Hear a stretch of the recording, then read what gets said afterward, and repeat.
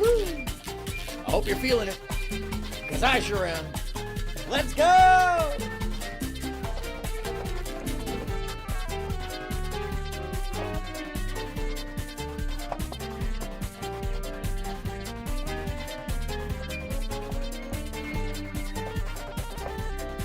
Ayo!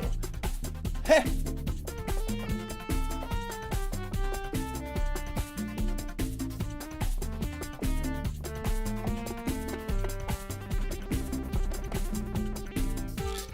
Woo! Get your shake on. Good evening, Zed. How's it going? Just in case somebody gets the fifis because I'm using their material. Copyright disclaimer. Under Section 107 of the Copyright Act of 1976, allowance is made for fair use for purposes such as, well, critique, commentary, news reporting, teaching, scholarship, education, and research. Fair use is a use permitted by copyright statute that might otherwise be infringing. Mo love! Of course I remember you, and welcome on in. Welcome to the Mod Squad. Right off the bat.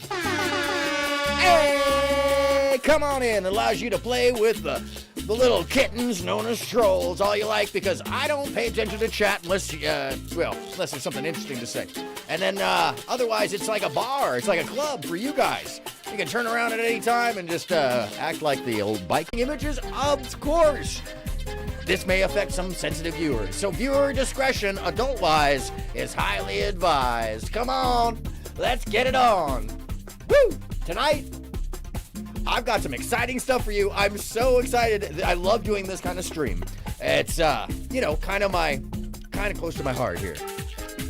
Because it's about the VTS01 My Video Edit Search. If you're not familiar with this, folks, it's wildly sketchy entertainment. Stand by.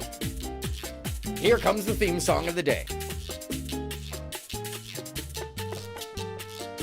And yes, that's me playing.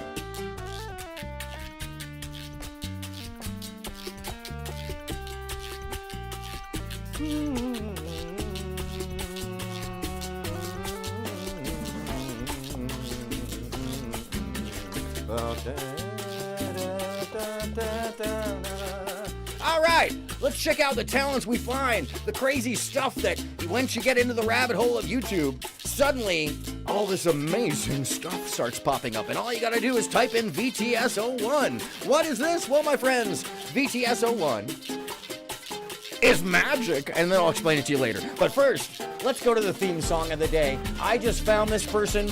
They're named General Patton. There's only one view, and it's me on this video. It's me on the one view. So let's give General Patton his moment in the spotlight, and everybody go sub up to General Patton, spelled exactly the way it sounds. Let me get this up here. Do you know what day it is? Oh, yeah. Loud. Monday. It's Monday. Yeah. It's not Monday. Yeah. Yeah. And Monday is... Let's go.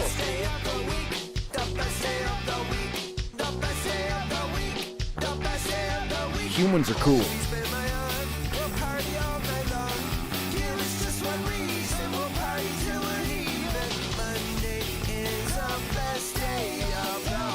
Once again, this is General Patton, Patton. Check out his channel. Make sure to support creators that are trying to be original, trying to say something, trying to spread fun. Hey! Go! Hey! Let's go! Look at that audience for him. Look at them. Loving it. People are going crazy.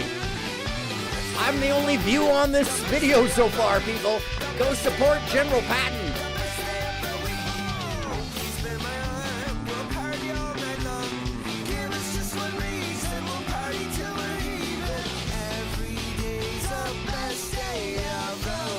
True! Every day! The best day of the week! The best day of the week! Woo! Hell You know yeah. what day it is? No, I don't.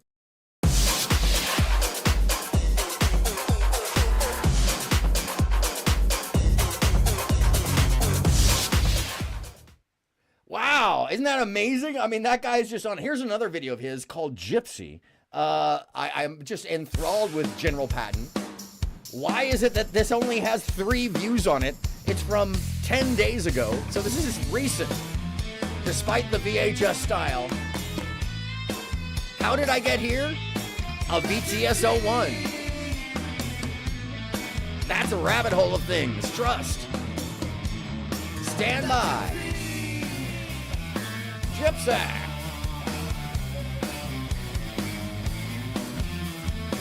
Folks, when the world gets you down, there's only one answer. Oh, and he spells it wrong. That's what it is.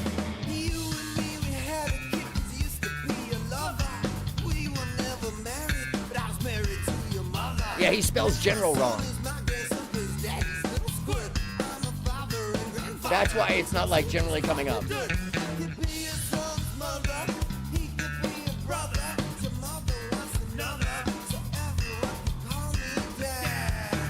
And I gotta love him for the fact that this looks like public access TV still. Because, God, love him. I'm sorry. So good. And the music is solid. The mixing on is great. He clearly has people that are into him. I've never heard of him. General Patton.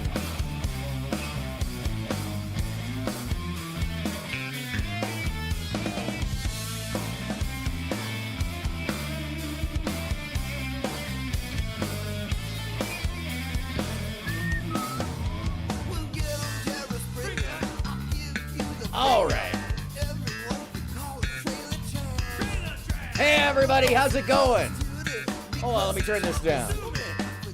I'm AronMSound, and this is the show known as Look Up, where I interject myself into a conversation that, well, nobody asked me to be a part of. And today, I'm interjecting myself into, well, a search for the unseen, or perhaps something that might be enjoyable. Why? Because I love found footage. I think one of the greatest things we have here on YouTube is a huge plethora of unfound talent, fun, funny, things you might not expect just right there in front of you, and you just got to type in something outside of your algorithm norms. And part of the thing I do is go searching for the unusual, go searching for the fun, go searching for the things that the algorithm's not going to feed me. Because to be frank, when you utilize the algorithm alone, you will get put into a hug box or an anger box or a particular little quadrant. So I urge each and every person to go on out and search out the things you really want, not just the things that interest you, but just give it a chance. And 2 of these things that you can do to find these little rabbit holes are, 1, search out something called My Video Edit.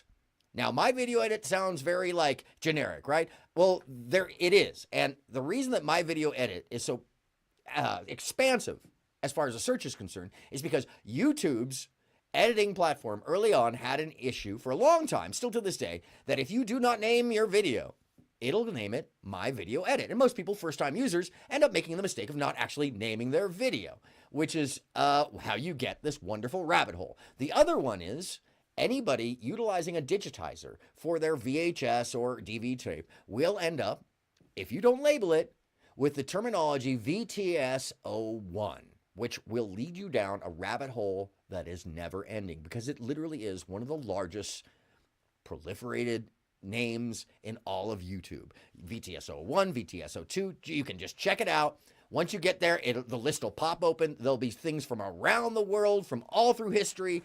It's amazing, and that's where we're going tonight. We're going to start there, and I'm going to arc over into a little bit of history and stuff like that.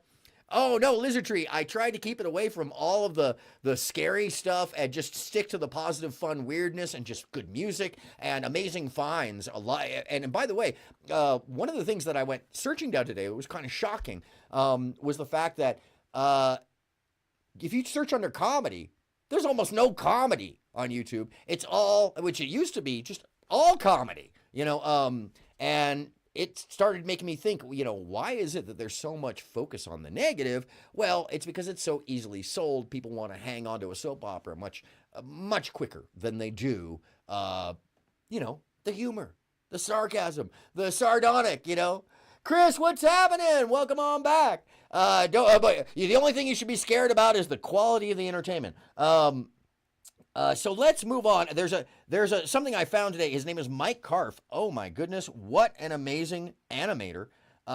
Mike Karff's Weirdness of the Bridge Kids. Once again, Mike Karff. Karff, spelled with a C-A-R-F. Let me shrink on down with the Noksha. Oh, that was quick. Their feeble minds couldn't even begin to fathom. Hey, yo, you know what it is. Aha, yo. I'm the Tyler Durden of math class, but you don't know that because you get no ass. Look at them. Those Neanderthals. Rapping their music to flocks of sheep. None of them understand how fucked up this world is. None of them. Nobody. It's just him. By the way, this is called Bridge Kids. Hey, see, I got it all. It saves a lot of space. It's a whole lot more flexible. It's not really a backpack, though. No, it's more of a merce. Well, it doesn't have it's to more be. of a merce. If only they could know what it's like to be me. I don't want to know what it's like to be you. You're a cartoon. Every day.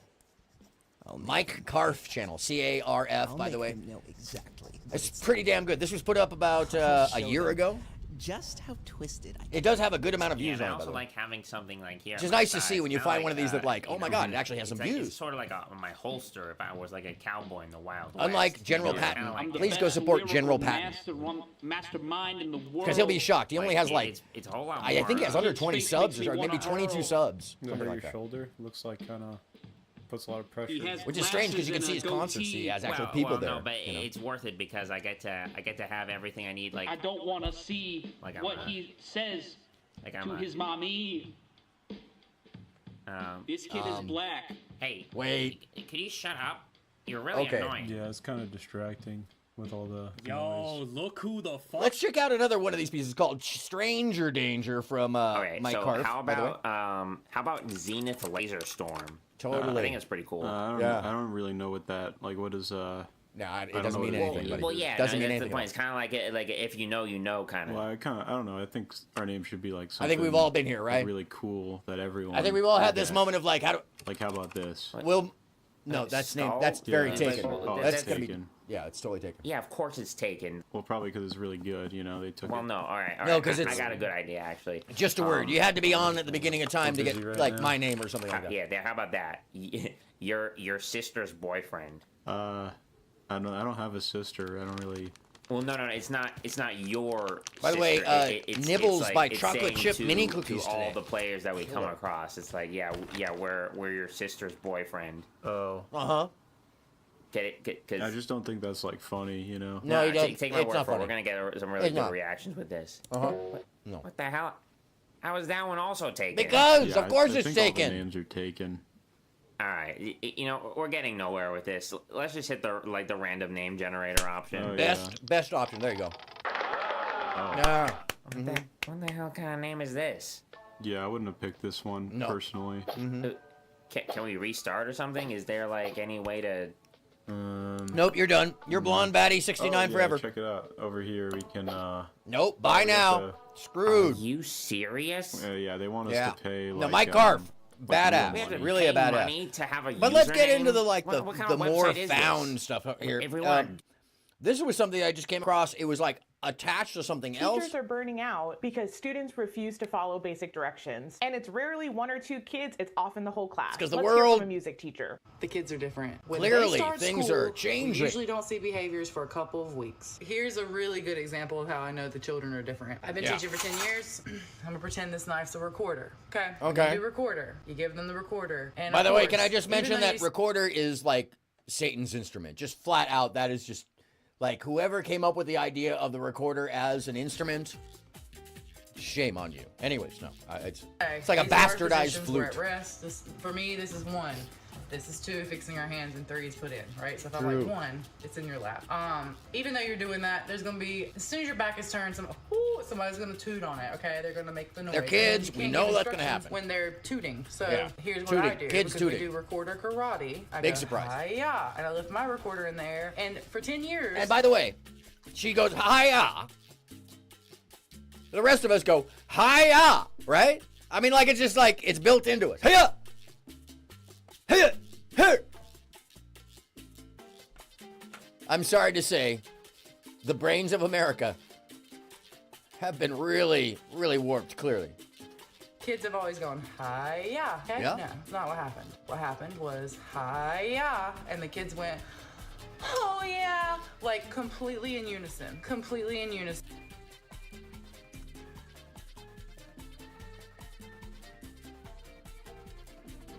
Things have changed.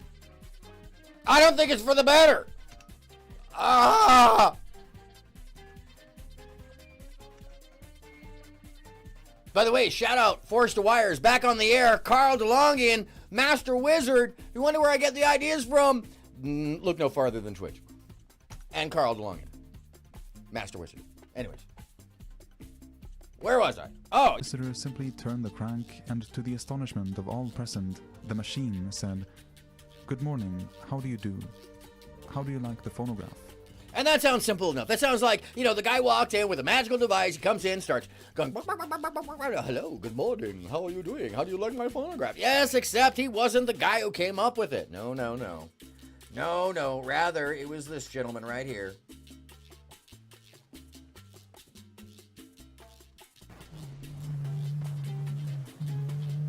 And this is the very first human recording.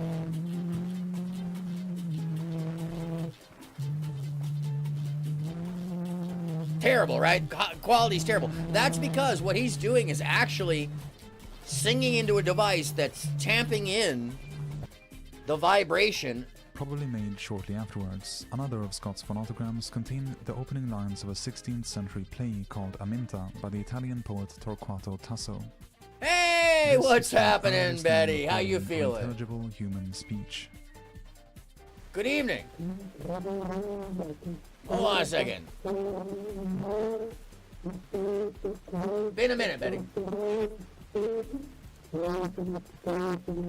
Make sure you don't have to worry about any of the trolls out there. Welcome to the Mod In Squad. Scott's last known phonogram, dated to late September 1860, he sings once again, but this time a much more lively song. It has been identified as La Chanson de la Bée, the Song of the Bee, from the comic opera La Reine Topaz by Victor Massé.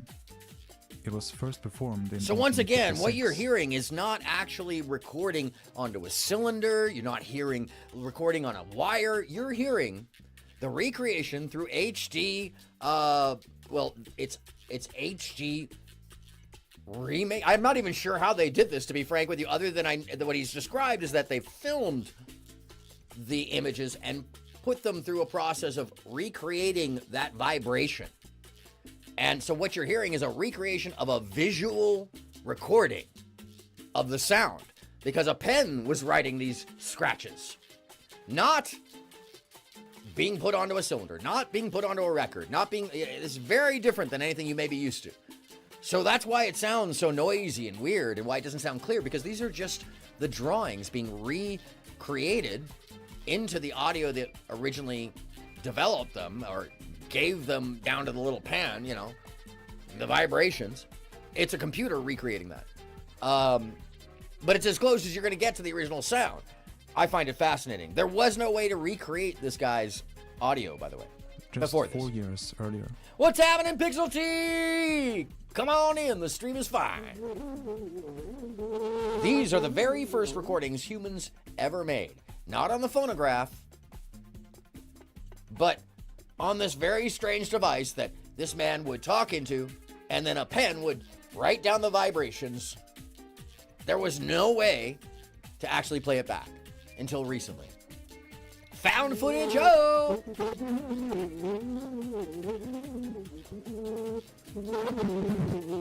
Yes, exactly. The audio is coming from the images. It was actually not so much a photograph, but a written record of the vibrations. We have sure come an incredibly long way, Betty. Yeah, true. And this guy, sad to say, invented this device 20 years before the phonograph. And he did not get the credit. And he didn't...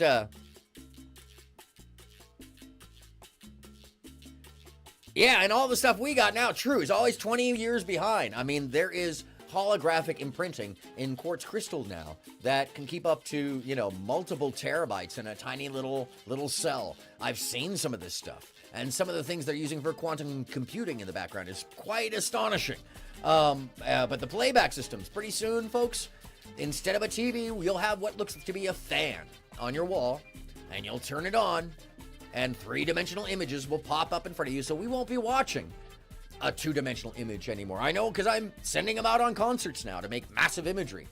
So if I'm doing it there, and the military's had that for 30 years or so, then trust me, when I say we are going to be having it in our houses on the wall, it's exciting, actually.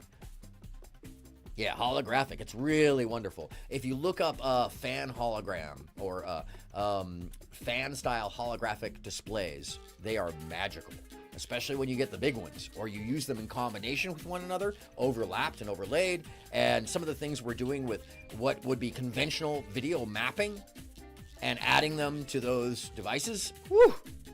Add some what's called sunflowers to this, which is a LED dot matrix lighting device. Unbelievable things. They have parks like that, and the whales. Oh, huge! Yes, absolutely. There's some great stuff going on. I saw it in Manhattan. I know that China has one of these large displays. There's a space in Dubai, apparently, where you can stand around the room, and things just pop up into place. I've seen some of this footage. Yes, that's just a magical thing. And by the way, as someone who was in an offset way associated to one of the early holographic displays with the Tupac thing at Coachella, I can tell you, we've come so far from that limited color spectrum and such. Yeah, we're getting very advanced to the point where the next level will be when you go to a concert, the fans, meaning it's a fan-like object where the LED bars are on multiple spokes. The more spokes, the more depth to the visual and high definition. But the next step past that would be mini drones making that same experience, so or in combination with the holographic fan. So yeah, we've come such a long way. Oh my God, can you imagine 3D horror movies like that? Oh my God. No glasses needed. None whatsoever. In collaboration with the instrument maker Rudolf Koenig, Scott managed to sell several dozen phonographs to scientific laboratories and to schools, but he never made much money. As you can see, it's really a pen that's writing on a disc. In 1878, he was devastated when Thomas Edison received accolades from around the world for the invention of the phonograph. And buddy, you wouldn't be the first one. His own work of 20 years earlier was ignored by the press. He wrote in his memoirs that, quote, "I ask for only one reward for my efforts, to not forget to pronounce my name in this matter. For I'm getting old, the father of 2 sons, and all I can leave them is my good name." That would really suck, by the way. Leon Scott died the next year in 1879 at the age of 62. Leon Scott, the original inventor of the recording device for audio. Now I'd like to bring us a little bit back into history to talk about many things that were thought acceptable and even pleasing then would horrify civilized people in the 21st century. Yeah, that man had a big old gourd up his butt. Now, I'm not sure if this is... Yes, this is the top of these people's heads. I'm kind of concerned about why exactly they would do this. I think it's metaphor, although at the same time I don't. This is from the Medieval Madness channel, by the way. If you didn't know, I love the history channels, especially the wackier ones. Nutty Histories, one of my favorite. Jesus about to kick someone's ass. I want you to take this in. Jesus about to kick someone's ass. Alright? Jesus is like, "It's my basket, bitch. Don't touch my bread and wine." I'm sorry, is that mean? It says a mean streak behind me?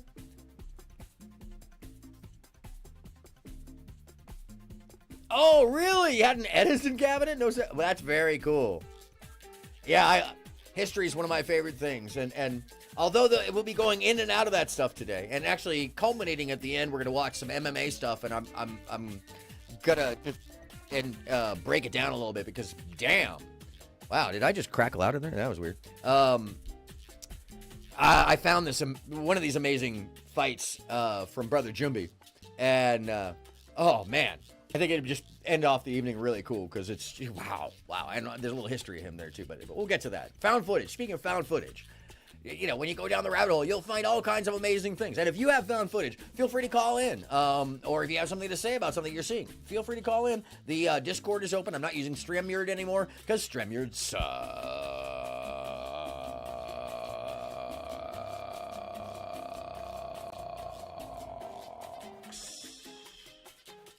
Sorry. I know it works for some. It just didn't like me. It really did. And when I said, hey, this is the problem, they were like, found footage, my edited video #1. Don't know what this is. Don't know why someone made this, but I was so fascinated that someone did.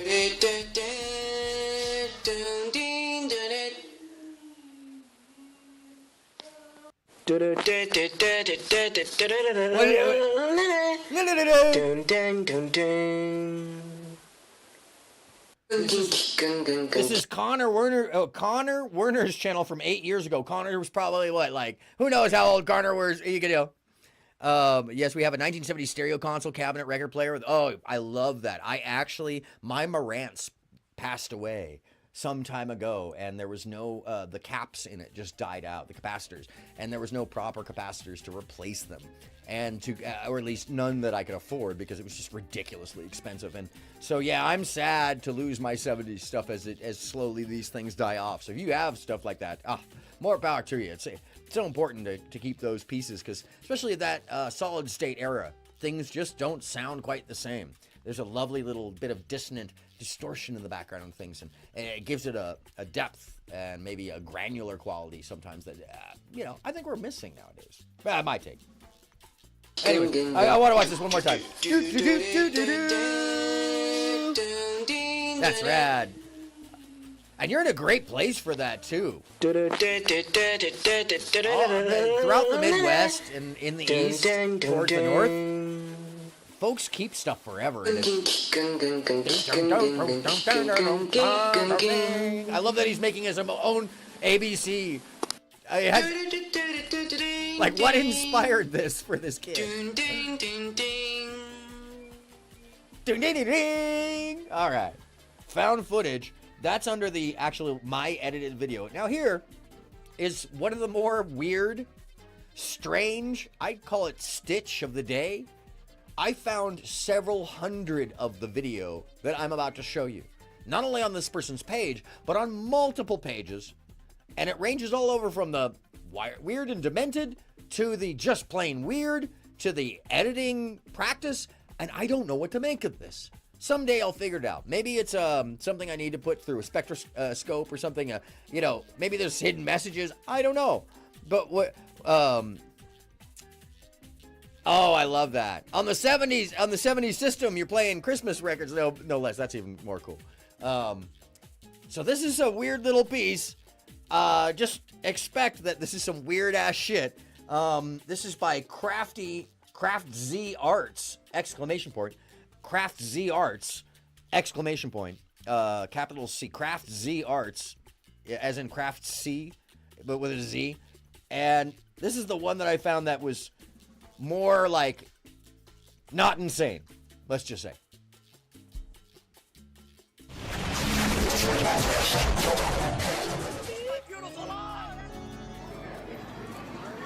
Oh no, this is insane. This is the one that's insane. My problem. Closer. So these are the kind of things I'm talking about where... Why?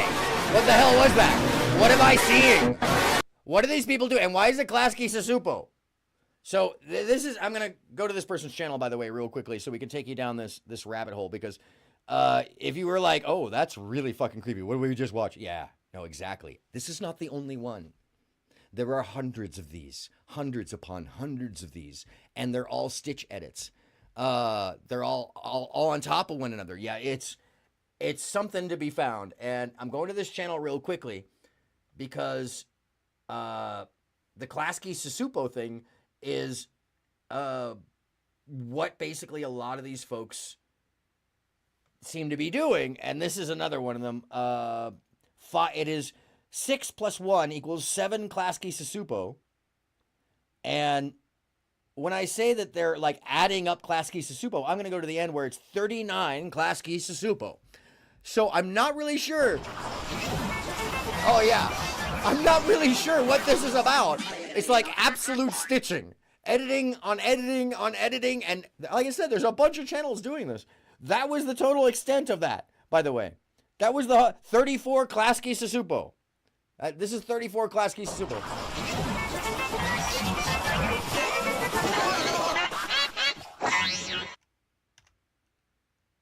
I seriously still do not know 35 Klasky Susupo. Tell me, why? What is this exactly? Why? Okay. I mean, there's a lot of things down in this rabbit hole. It keeps going and it goes and it goes. It's like some kind of weird art project that this person is working on. Here, let me get me back to the normal. Oh, thank you. But seriously, there's a point to it where you're like, where am I falling to? You know what I mean? Shit's weird. Shit gets real weird down there. Know what I mean? Know what I mean? Shit gets weird. By the way, I'm waiting on my new hub, 3.0 USB hub, to add my new camera. I'm excited. It's got a long focal lens and it's the same fashion as the other. And now, back to your regularly scheduled programs. Of completely fucking weirdness. No, this is some shit right here, folks. I'm telling you. The next portion is, though, found footage. Yeah, they took tons of interesting things that just layer in them. Could make that 10 minutes, but why? Yes, why? And it's not just that. Yeah, totally. Like, that's not the only channel. I'm not kidding you when I found endless channels of that, of people doing the same thing and continuing to take the Klasky Susupo theme and adding more and more. And there's several that are like hundreds, if not thousands, of the Klasky Susupo. So at one point time on YouTube, clearly that was kind of a thing. Let's see. This is an amazing set of videos by an artist that doesn't seem to be actually active at this point in time. This one has 27 million views. It's called This Video Is Not in Reverse. And once again, I found this through the VTS01 system of searching. This video is not in reverse. Enjoy. It's kind of magical, by the way. Mouse! What's happening? Welcome on in. Thank you for being here. Welcome to the Mod Squad as well.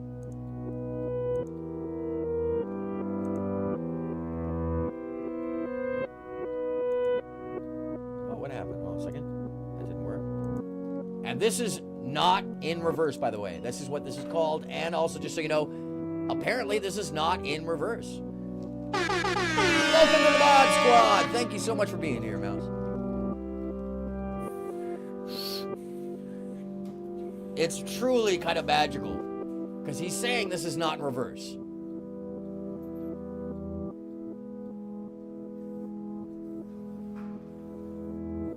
I love the sound that you can hear the motion. If you look carefully, there's stuff rolling by the window backwards. The Foley is amazing, obviously. There's also some mystery to this, like, how the hell? For instance, this. I kind of know the trick here, but still, most of this is magical in so many ways. This film is not in reverse. This is what this is called from the Aaron, E-R-A-N, Amir channel. That film is not in reverse. And let me show you the other side. this film is in reverse. Magic, folks. True magic.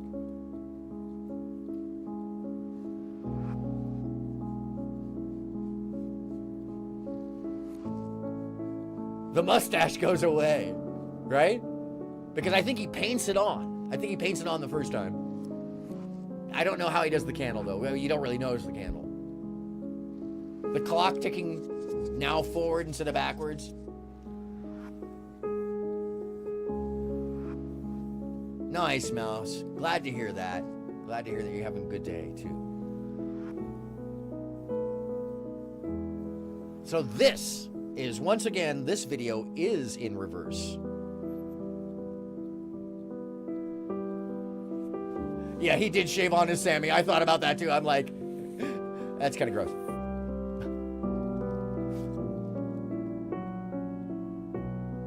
Once again, though, this section is in reverse as opposed to the other one we watched, which was not.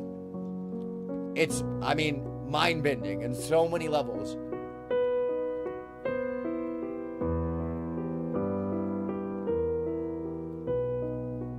Right?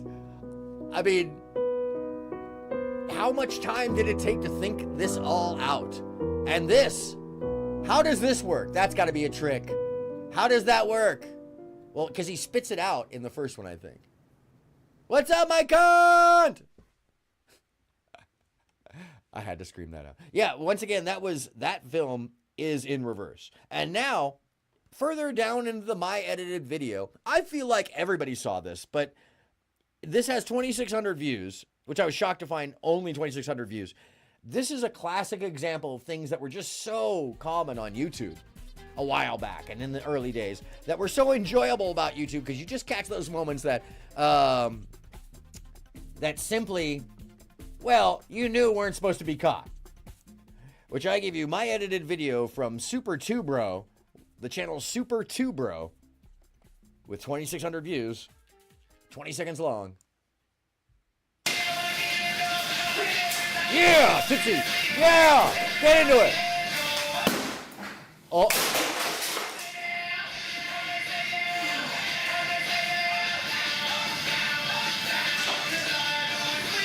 Oops. Oops, get close to the camera.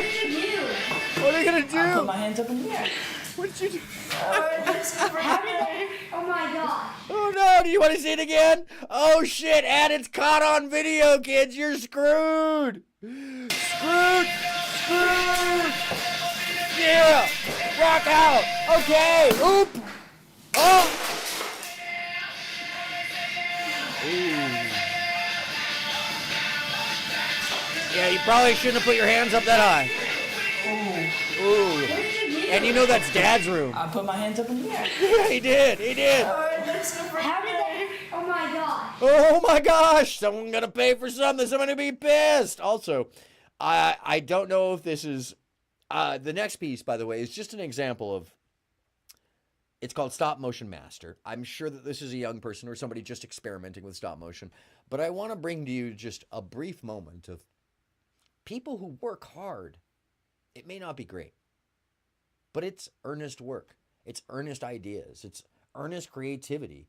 And even if you think it's silly or it's not very well done, I don't fucking care, to be frank with you. What I want to point out is that some people want to express themselves more openly and more fairly and freely. And, you know, it may not be great to others, but it can inspire. It can inspire. And then somebody like me can end up finding it and be like, you know what? Not very well done, but fucking cool. I can't do this. This is from the Stop Motion Master with 8 subscribers. 458 views. Good on him. I just love how, like, dramatic it is. Bang!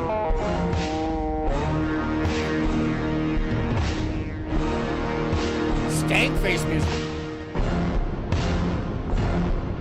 Oh, did you? No shit, I didn't know. So this is an app for it. Okay, I had no clue. Yeah! Probably needed a little more to fill in the gaps there, but, you know, more power to the creative mind. Now, here, I'm about to take you somewhere really wild. This is down in the VTS01 world where fluid emulsive dynamics pop up. And when I say this, this happens to be one of the most amazing mathematical, weird, beautiful things I've found. Next to, not the prism, it's called, I'm blanking on the name. I'll remember it probably 2 days from now. There's a mathematics channel that gives examples of what genomes will do in real life and gives sociological and really interesting examples using mathematical permutations. But this is an example. What's happening, Robsy? How you doing? Welcome on in. Oh, thank you, Mouse. I love this stuff. Song Wang, welcome back. How you been? You are, and we love it. So this is called Arabate from the AABA Abatiable. Abatiable. Abatiable? Abatible. Abatible. AABATEABLE. Arabate. Quintuple emulsions in extensional flow.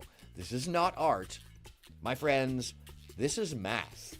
And it happens to be one of the most beautiful things I've ever found on the internet. Down the VTS01 route. What you are looking is mathematical reproduction of emulsion fluid dynamics. And there's an explanation underneath it. And I love this. Quintuple, I'm sorry, let me read this properly. It's not big enough on my page. There we go. Oh, now I clicked it to close. Okay, quintuple emulsion entering a region with extensional flow. The widening of the channels causes the streamlines to diverge at the entrance of the channels, pulling the quintuple emulsions horizontally so that they can stretch into the direction but are compressed into the perpendicular direction. In some instances, this causes pieces to break off the quintuple emulsions, mouthful, by using a gentler graduation. The extensional force can be reduced so that the quintuple emulsions can be collected intact. Yes, this is completely physics, but if you're on enough hallucinogenics, everything I just said was like...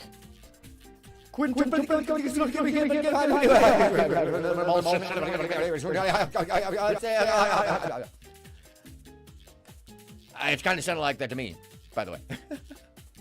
It is hypnotic. I wish they were longer, but that's why I got a couple of different examples here. This one is the Arabate quintuple emulsions in a large basin. I kind of just want this on a wall. It's freaking, yeah, Lizardry, it's hypnotizing. Look at that shit. I'm going to steal this, I swear. I'm going to steal this and put it in my collection. Because it's so weird. It's so weird. Look at that. The way the little... Like, it really... You see it breaking apart. You see how they work together. I believe that this is being used to figure out distribution systems for emulsion and or fluid dynamics.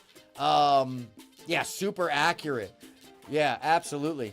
And this is why I think that this is... Because this is the first one I found on the page. It's an actual engineering diagram. How fantastic is that? That they're actually measuring down to the granule. And that must be airflow pushing them forward, but this is what it would look like inside of the tube as the emulsion is spat out in its granular state. Or bubble format. I'm not sure what the proper the fluid dynamic term for that would be. I do know it's an emulsifier, though. And seriously, I can sit here and watch that all freaking day long. It's so stupid. In fact, hold on, one more time, because there's something so pleasant about it.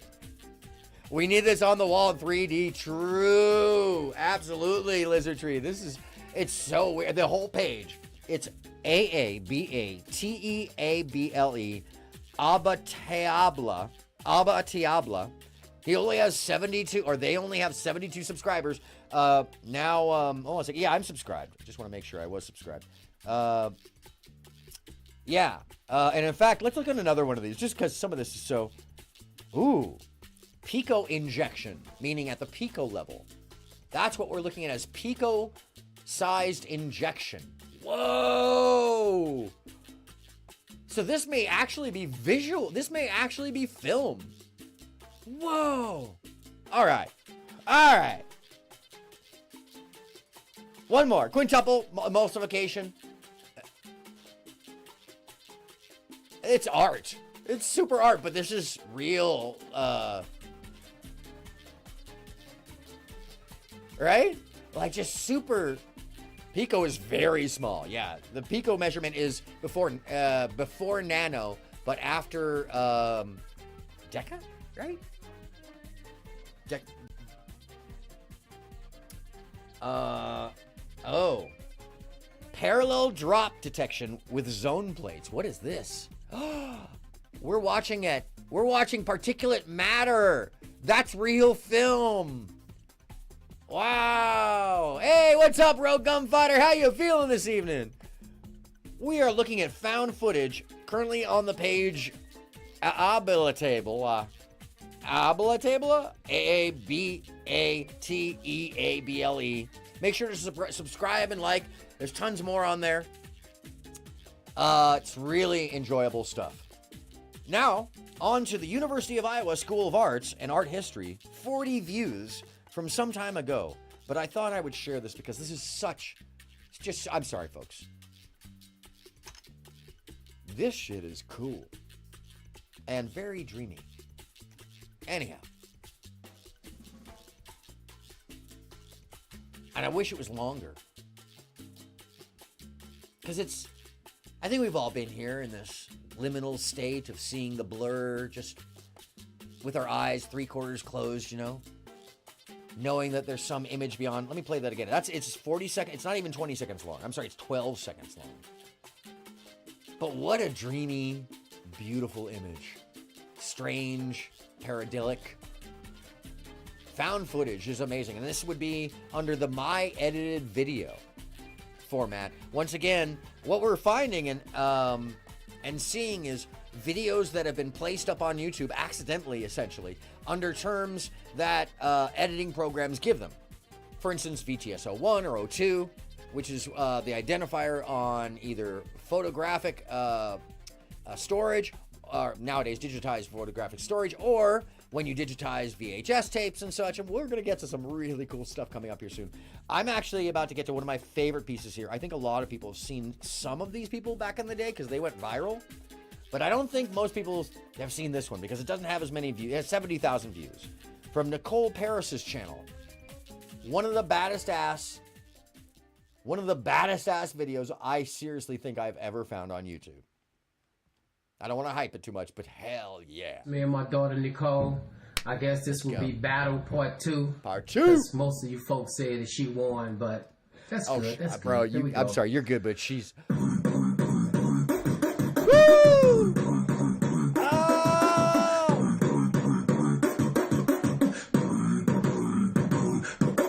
DJ Fruit Loop! What's up? Woo! Found footage day. She's not impressed. I am though. Stank face. Woo! Ow! Damn! Yo! Wait though. Wait for this.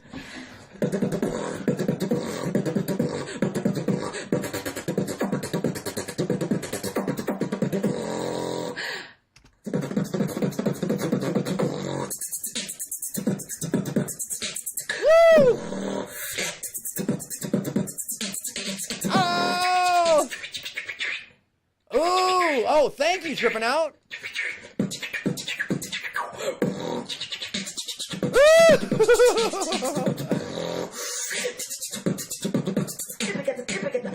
Woo! Got that in my list now. Thank you, Tripping Out. Oh! I'm sorry, this battle is too fucking heavy. Yeah, you remember them, Rob? I remember the first battle. I never saw this one. That sound he's making, though. He's beat is so deep. I messed up. Ah, come on. My turn. Okay. No, get this, folks. It gets better. What?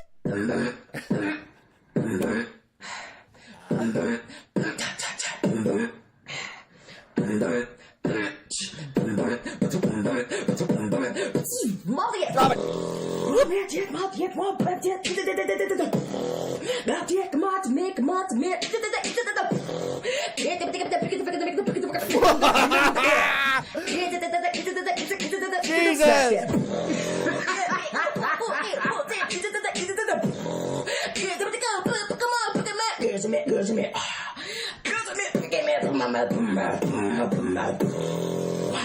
For God I live, for God I die.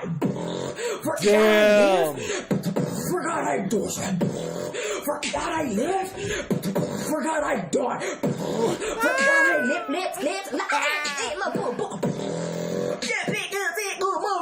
I don't know, Rob. I don't know what happened. This is Nicole Paris's channel, though. It doesn't even make sense. It doesn't even make sense. It's so crazy. This is no battle. Damn! Damn! But Damn! didn't I defeat you already? Oh my God!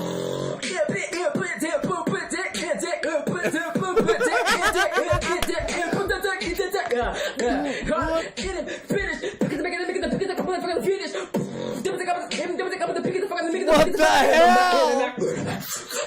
What the hell?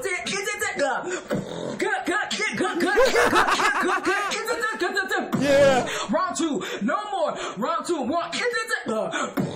Round two, kick, 1, 2, kick, pick him up, kick him up. Damn, Mike, I'd love to hear that. That's amazing. You got a talking in it. How's she doing both at the same time?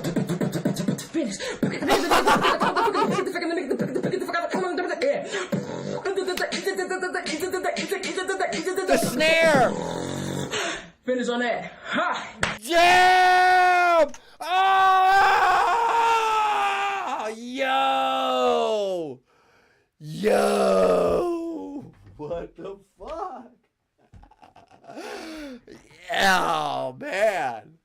I'm sorry, but that is astonishing. That's just one of the best beatboxers I've ever seen. Oh, my God. Holy shit, that's amazing. Wow.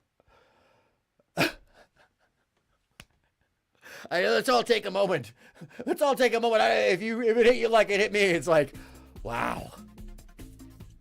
Hold on a second. Let me just take a moment to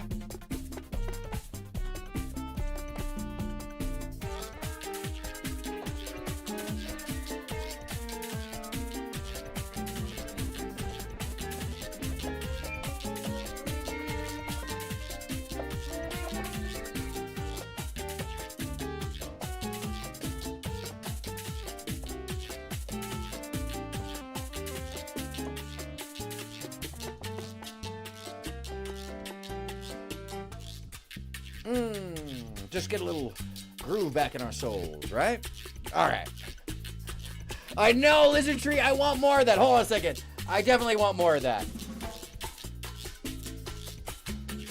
1.3 million views from 8 years ago. It's called Wrangle GCPB. So the other one we just watched was on her channel.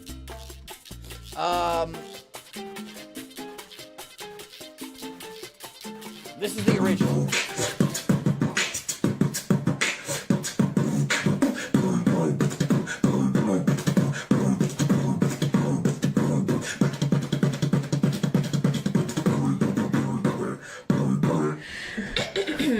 Oh, thank you so much, Rob. Yeah, it was quite kind of a shock to me. It just kind of happened.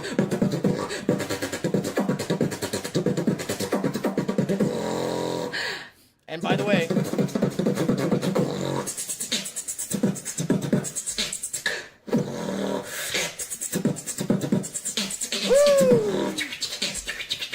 and I can't do it without you folks, by the way, because without you, there's no one watching. So thank you. This channel, oh my God, Nicole Paris.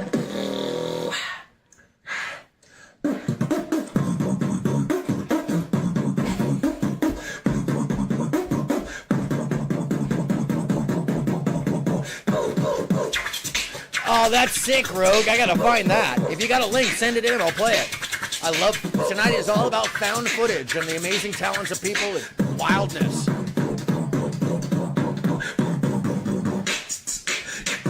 I messed up. Ah, same as last time. My turn. So this channel is called Nicole Paris. They did this one in particular. The original is on another channel. But this one is Nicole Paris. This is from 7 years ago. Yeah, one more. I'll play one more. This one's kind of short. It's called Time.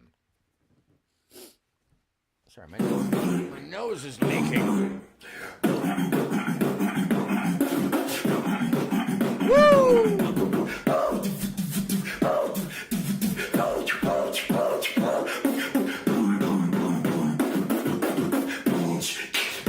Damn, he's been practicing.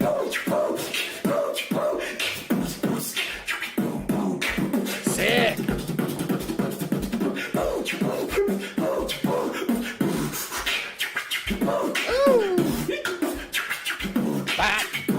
Oh shit! Hold on a second. I see the missing link. Come on in. Hold on a second. Let me turn on the old StreamYard audio. Bring you on up.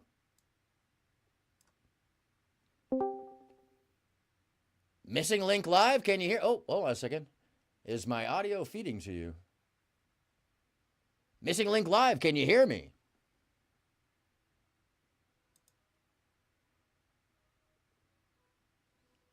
Missing link live may not have known that they were pulled up. Let me see. Let me see if you got your mic muted or something. Nope. You're on. Hey, Missing Link, if you're there, I see you there. Oh, thanks so much for being here, Just Frank. I appreciate you. Missing Link, anytime you feel like chiming in, chime on in. You're in the mix, so.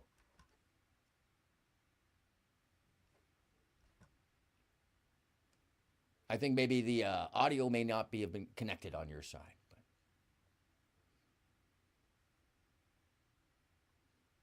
Feel free to hop out and reconnect, or hopefully you'll get your audio rocking.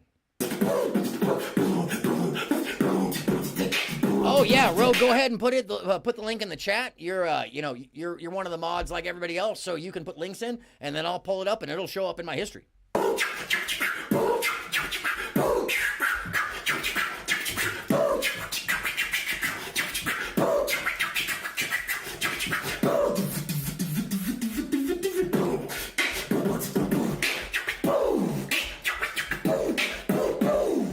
Come on. Oh, thank you, sir. Sick.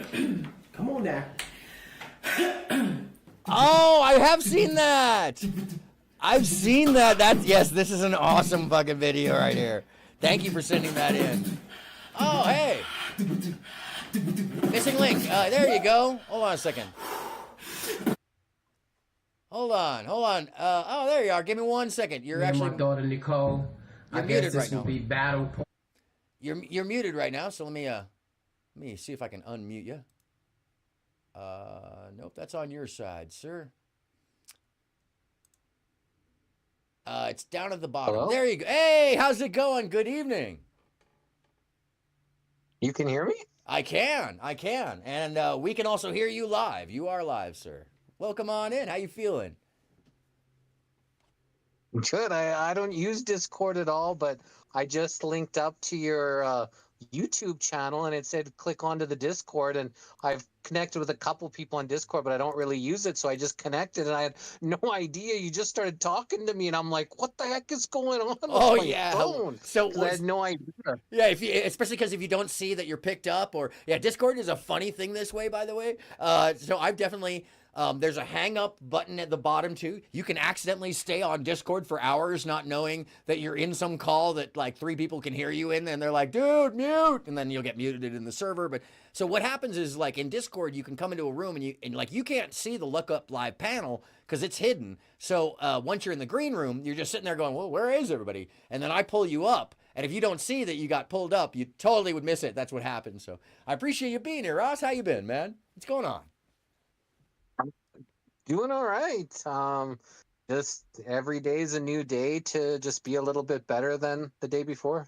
Ain't that the truth? Ain't that the truth? Working through it. I love the background you got going on there. What is that on the wall? What is that? Some kind of tools, or are those weapons? What are those?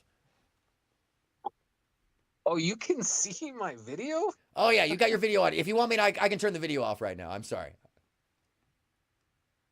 Yeah, no, those are just like old Slovakian. This one's a saw, and these are axes and some arrows and some pipes. Look at the Mersham. Hell yeah. That looks like a good time. Neat, man. Yeah, that's righteous.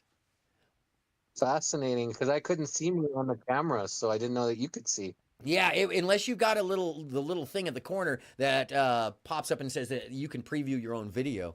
Oh, thank you, Mouse. I appreciate it. Oh, you're good. You're good. If you go in the green room, then I'll pull you up. But if you're just hopping around in the Discord server, feel free to. You'll notice that the construct is actually an ongoing freeform story, and not the construct is the opposite of the freeform story. We have meme Olympics, all kinds of things. Very underutilized. You're all welcome, by the way. Oh, of course, no problem, Mouse. Yeah, and I appreciate you being here, by the way. So what you been up to, Ross? What do you think about the videos so far that we're finding? Well, I just quickly clicked on it just to subscribe, and I didn't really stay too long. So, like, I just tried to subscribe to everybody's stuff, so I didn't really see or hear too much of what you had going on. Right on, no sweat. Well, I'm covering found footage today, and going down the VTS01 / new my video edit route, which are rabbit holes of accidental titles that people don't even realize that they've uploaded half the time. And I'm just chasing down these rabbit holes of weird art and stuff like that people either don't realize are up there, or they're just accidentally there because they didn't change the title. Okay, that was kind of went over my head a little bit, but I don't know the VTS, and I'm not sure what your VTOS is. It's the terminology that the decoding gives to the video when you just upload it from like your computer without giving it a title. That, and then YouTube's editor will call things my video edit. So there's a massive rabbit hole of my video edit videos. And then there's also a rabbit hole of VTS01 or VTS02 and on with the numbers. And they're amazing things. Wow, so much to learn here. Yeah, I mean, I found this just recently. I kind of knew about it, but I never thought about it until I was watching another channel. It was like, this is a rabbit hole. And I saw some of the things, and I went looking myself to find what I could find. And so far, I mean, it's really taken me some interesting places. So actually, peep this, though. I'm going to... hopefully I won't drag myself too hard here. I'm going to put my camera into the, let me turn the camera on so you can see the show. Hopefully, yeah, there it is. All right. Oh, it's so weird. It's backwards in here. The whole show is backwards. Anyway, so yeah, the next one, I showed some of this earlier, but this is another channel's version of the Klasky Sasupo weirdness. And the Klasky Sasupo weirdness is this strange stitching of editing that a whole bunch of editors were doing with the Klasky Sasupo title. And one guy just did a couple edits on top of it. Then it turned into 35 edits. And this one has, well, you tell me.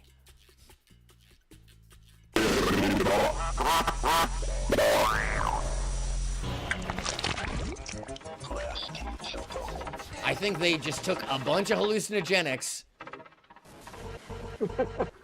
and went haywire with all the different Klasky Sasupo edits that they could find. Folks, this is 3.5 minutes of this. I won't play the whole thing.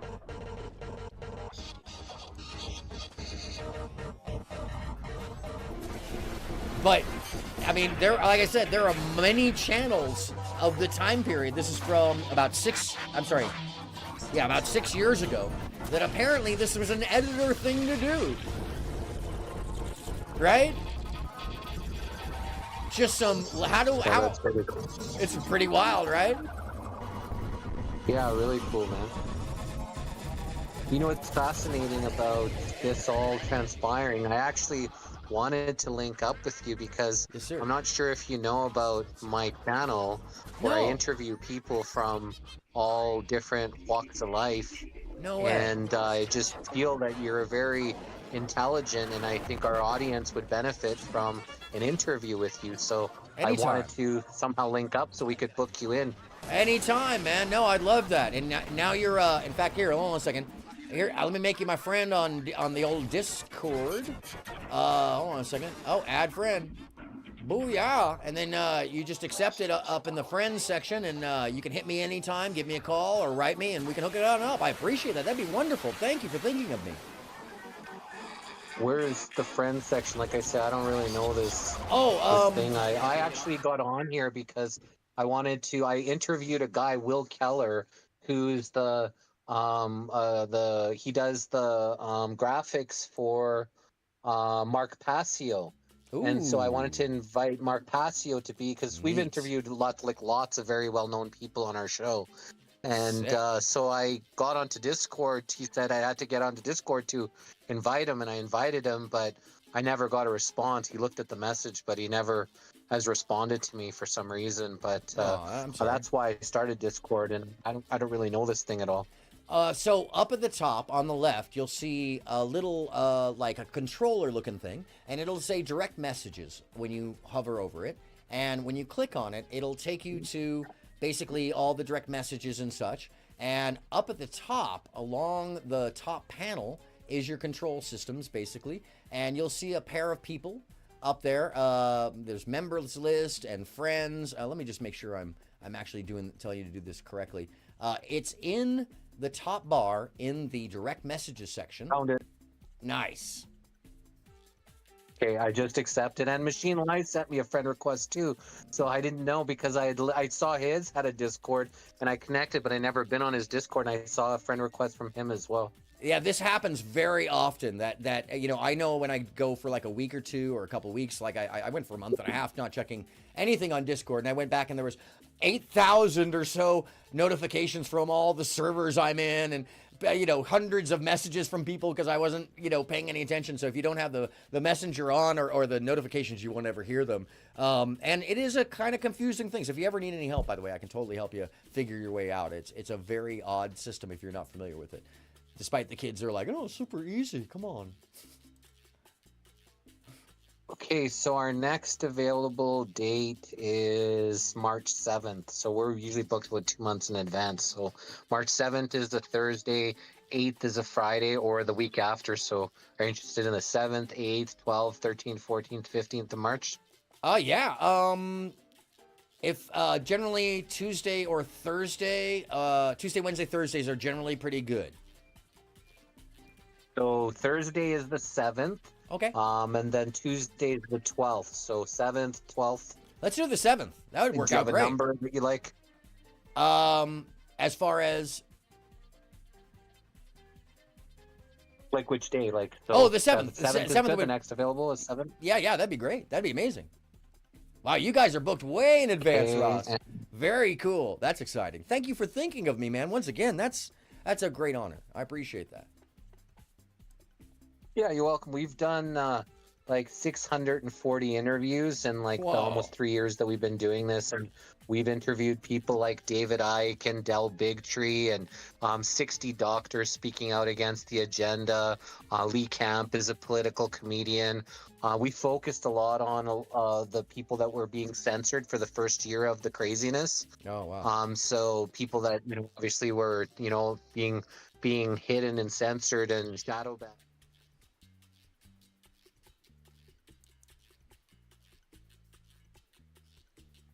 Oops. History of everybody that's speaking out during this pivotal time. That's very cool, man. That's exciting stuff. I'm sorry, your audio dropped out a little bit there because I switched pages, and for some reason the StreamYard audio wasn't up on the other one.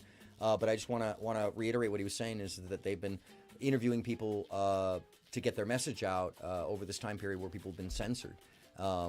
So that's an exciting thing to be included into, man. I really appreciate that. That's an honor, man, of all things. So thank you. Yeah, the 7th of March. Amazing. My birthday month even. So that's even better. Very cool. Yeah, you're very welcome. You went. You what date's your birthday? March 18th. I am a Pisces Taurus rising, so nowadays I'm more of a Taurus than a Pisces. And by the way, Wayne Gretzky, the great, welcome to the mod squad. Sorry for that. I'm sorry. What were you saying, Ross? So we're gonna be on. We're gonna be on the day before your birthday. No, the 7th is 2 weeks, but it is my birthday month. I'll take complete advantage of it. I'm turning 50 this year, so. I just turned 50 in October. How do you feel? I feel amazing. Me too. I feel better than in my 30s. I don't know what the fuck it is. What's your time zone? I'm in Pacific. Pacific. So what time would you like to start between 9 a.m. and 6 p.m. Pacific, I guess? What's good for you? Because I'll arrange most anything. I tend to be up late, so I'll wake up generally about, artists 9 or 10, especially nowadays because I'm doing a lot of business overseas on the phone. So generally noon to 3. So if you got a time slot in there, I'm all good. And I'll be bathed. Yeah, it's up to you. So we do interviews. The earliest I go, I'm in mountains, so the earliest I start is 10 a.m. But it doesn't really matter to me if you want to start at 9 a.m. your time, 10, 11, 12. If you want to start at 6 p.m. your time, right. To do more of in the evening. Like I'm fine with whatever time you'd like to start. Oh, cool. That's amazing. 3 o'clock would be amazing. I think, why don't we do that? Because it cuts it somewhere in between 3 p.m. Pacific time. That's 6 p.m. on the East Coast. And, somewhere in the middle, people are coming home or whatever. But I got to mention something, by the way. Holy shite! Thank you so much, Lizard Tree. I don't have an Elements thing hooked up for the Stream Elements thing hooked up for the, I'm sorry, for the super chats. I forgot I even had. I forgot. I just got them the other day, by the way. That's astonishing. Thank you so much, Lizard Tree. Amazing. You're so kind. And by the way, once again, if you missed it, Lizard Tree, your camera is here. It is. I haven't broken it out of the package, but it does have a telephoto lens on it. And I'm waiting on the hub. It'll be up in the next show. I'm very excited. Yeah, no, that's a lot of money. Thank you very much. I appreciate that. And once again, folks, anything I earn goes back into the show to make it better. The next purchase will be an Elgato switcher, and then beyond that, who the hell knows? Yeah, no. Right now I'm adding in a second camera to replace this one because it's like not the same as this one. And actually, I'm thinking about putting this one on the ceiling. So, anyways, oh, hi everybody. So yeah, 3 o'clock in the afternoon would be astonishing, Ross. I really appreciate you thinking of me at all. I mean, is there a specific topic you'd be looking to talk about, or just is it you guys just have a list of questions, or?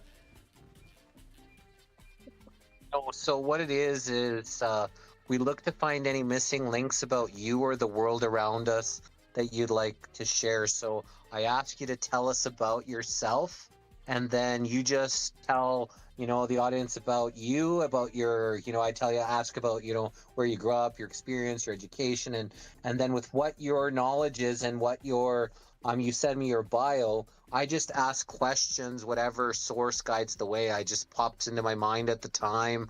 We like to, have audience participation. So if audience has good questions, I'll ask you them as well. So it's kind of, there's no rhyme or reason. It's just kind of very organic. It just happens. And I just ask whatever, everybody gets asked different questions or same. It just, I don't know. I used to prepare a whole bunch of questions, but not anymore. It just kind of, I let source guide the way. Wonderful, man. Wonderful. And where can they find you, by the way? What channel can they find you on? Or find this on? Because that was the question, actually. Lizard Tree just paid me to ask me to read it. I didn't even read it. I apologize, Lizard Tree. I'm still getting used to the super chat. I don't think I read the stuff the other night, did I? I don't think so. Aaron, what's the channel for panel guest? So the YouTube, we're the Missing Link Live. We've had in the 3 years 4 YouTube channels deleted. We took an 8-month break off of YouTube, but because we started, hanging out with Jack in the panels, we started another YouTube channel, and we kind of are on that. But we're on 10, 11 different platforms. So Rumble, BitChute, Telegram, Facebook, Twitch, Twitter. BitChute and Dollar Vigilante TV picked up our show as well. Oh, wow, man, that's astonishing. I can't wait to see it. I didn't know anything about this, man. So that's amazing. So the Missing Link Live, ladies and gentlemen, make sure to go check it out and sub on up. This sounds fantastic. I can't wait to see what you got. Yeah, we just interviewed Santos Bonacci, I don't know, a few months ago. Or maybe about a month ago, 2 months ago, we interviewed Tommy Chong from Cheech and Chong. Bro. We just kind of anybody, we just let this organically grow. And I just meet people, or people say, hey, check out this video, and I'll send them an invite. And, people either say yes or no, or they just don't respond. No, I love it, man. I'm totally down, and what an honor to be included in any of those names right there. That's hey, man, getting to my head right there. Thank you. Very kind of you. And what an astonishing thing. And very cool. I can't wait to see this now. I'm excited, man. I'm excited. And Ross, before I send you off back into the ether, which is nothing about you, but I'm actually trying to pace myself tonight because my last video was 6 hours long, so I'm trying to make them watchable, but still lengthy stream, but watchable. You know what I mean? But before I send everybody back to the ether, if you had one message to tell everybody today, what would it be? Knowledge is power, and the more knowledge we have collectively, the less power they have over us. Damn straight. Fucking love that, man. Well, thank you for stopping by, Ross. I'm going to send you into the ether, and I hope you stick around and watch the rest of the show. We've got some amazing stuff, and I'm going to finish off with an MMA fight from Brother Jumbi, and kind of an explanation of his stuff, too, at the end. But I found an amazing little battle that he had from some time ago. And, man, come back anytime, Ross. I cover all kinds of things and pretty much go wherever my heart leads me. So, yeah, man, thank you so much. I'm so honored. So, the 7th of March at 3 p.m. Pacific, I'm on Ross's show, The Missing Link Live. And, super excited about that. That's awesome. And I've been watching UFC since UFC number 2. In my city, there was there was maybe 6 people in the one place, the only place in the city that was playing it. And my friends went and watched UFC 1, then I watched UFC 2, and kept on going, and it just got bigger and bigger, and now all the bars play it. So I'm a big martial artist, but also martial arts fan. Well, you'll really enjoy this then, because Chris Colley is not only a great guy, but he's also he's currently a trainer, and I've been watching a lot of these things because I kind of want to call. I do enjoy the pugilism. I'm not gonna lie. There's something, especially when it is thought out and practiced. It's an art form, and he and I have talked about this, but his execution of the fights are masterful, and he is a Muay Thai master and champion, and also an MMA champion. But it's one of those things where he fuses the two against grapplers and such, and I just exciting stuff, and it's something I think you'll really enjoy. It's masterful stuff. And if you're not familiar with Chris Colley, aka the Urban Legend, you should definitely check him out. Really exciting fights. Very cool. I will check it out. Thanks for having me on, and it's fascinating how Source works, and you just popped up, and then I wanted to talk to you, and it just kind of happened. I just love life. It's so fascinating. It is, isn't it? Every day something new, Ross, and I really appreciate you. I always appreciate your point of view, and by the way, you always remind me of when we're on the panels together, and you're doing something, and you're filling your time with either helping somebody or doing active work, and you're still contemplating and taking part and engaging while doing that. It's a great example that most people could learn from, and I appreciate you for that, by the way. Thanks, man. I just like to have the best use of my time, and I'm very good at multitasking, and I just try to figure out, I'm very economical the best that I can. So as I'm doing multiple things at the same time, it just makes me feel that much more productive with my time in my day. That's awesome, man.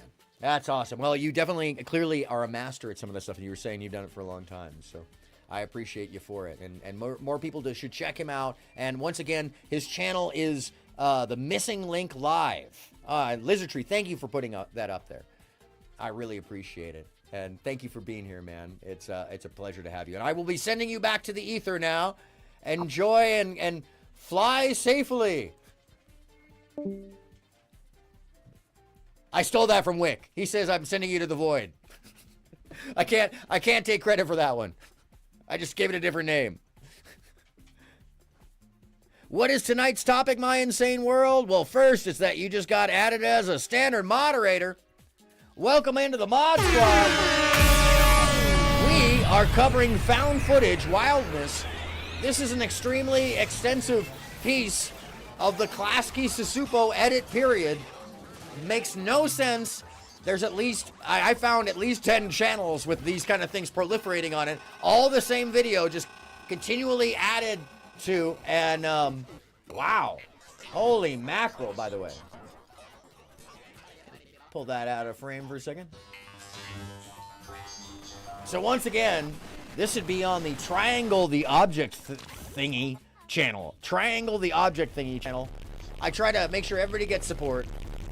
This person has, 5,100 subs. This has 171,000 views, ladies and gentlemen. Moby, what's happening? How you doing? So yeah, found footage. You just missed the beatboxers, but we're about to get into some of the more wild stuff. You might have seen this. This is from a channel called the Macro Room. This is called Playing with Time. I really enjoy this. And some of it is hard to perceive how he's actually getting this to happen. Because he's moving in, there has to be a double edit. He's moving in almost real time, or he's moving very fast. Name videos at the top. Yes, I'm sorry, Chris, I wasn't very specific. VTS01 and, oh yeah, that's my favorite one where he punches. I'm sorry, we gotta watch that one more time. That's just my favorite. Drop the bubble of water and then punch on through it. Come on, superhero qualities. What the heck? So good. Oh, that shit is magic. I'm sorry. What? See, that's what I'm talking about. Is this is all editing trick, but it's so fascinating how he's actually doing most of it. Because clearly he's separate from the initial image, but playing with time that way. I mean, so there's got to be a green screen behind the actual object, I guess. Control Z. He just Control Z'd it. Oh no, my insane world. You just got welcomed into the Mod Squad. So if you're not familiar, everybody who's a common or somebody I know or a polite chatter, you get to be a member of the Mod Squad, which is that everybody here is basically a mod, and when the trolls come in to try to mess with the fun or whatever, it's your chat. You guys get to deal with it, deal with each other. Sometimes there is some controversial topics, and you know, it makes it so it's more fair, so nobody can really like blank another out. And there's a couple of main mods, a secret main mod, and a couple of ones that everybody knows. Bridget Moten is one of them. She might, I don't think she's here tonight. But you know, it just makes it so it's fun. And also I get to go, you're in the Mod Squad, but it also makes it like really funny. Cause like when somebody comes in here that none of us know and they like start fucking around or whatever, we can all be like, I'm sorry, I forgot to drop the music. The music's got to go like,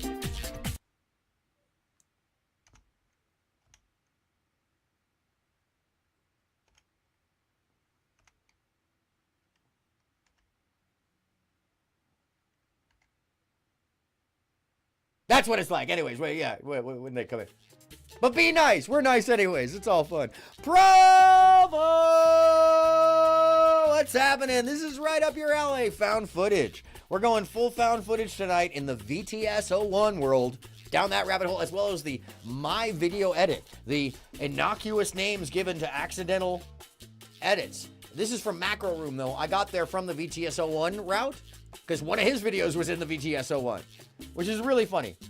This is from the My Edited Video world by Carrie Sternick. And I'm just going to say right now that she's looking for a mirror to help her mother so her mother can...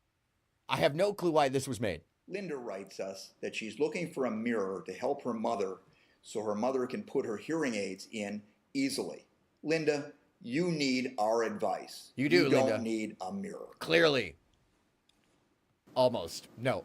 Lubricating your hearing aid is key. We recommend using the Promised Land milk. Perfect for lubricating your hearing aid. What?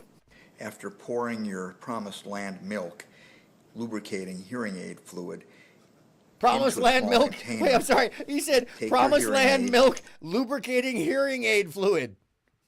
Wait, hold on. And also, he is wearing a plastic fireman's helmet. I'm not going to say that lessens his credibility, but no, that fucks his credibility up. I hope you aren't trusting this man. Do not trust.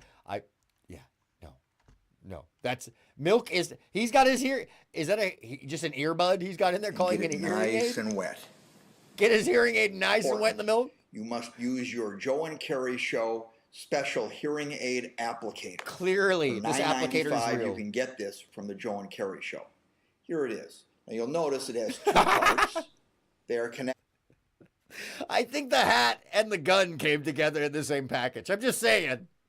It has to be. Yes, Mike. By the way, Mike, the fact that you were talking about that you were practicing all those fighting styles, I'm fascinated. He's a fucking genius. Yeah, absolutely. Yeah, don't put your hearing aid in wet milk. No, and shove it in your. But his solution here is amazing. What? Connected by a string, and you connect the two parts like so. For $9.95, you get the helmet and the earplug inserter. Extremely important to use. Clearly.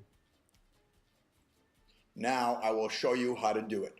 Okay. You take your hearing aid. This is from 10 years ago, by the way. From the milk.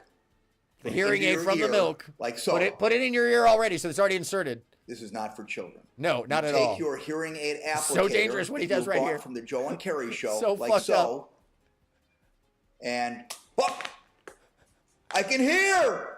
It's a miracle. True. Thank you. Thank you for the assistance, Mr. Carrie Sternick, the Carrie Sternick channel. Clearly, don't take that man's advice. He is wearing a plastic fireman's helmet.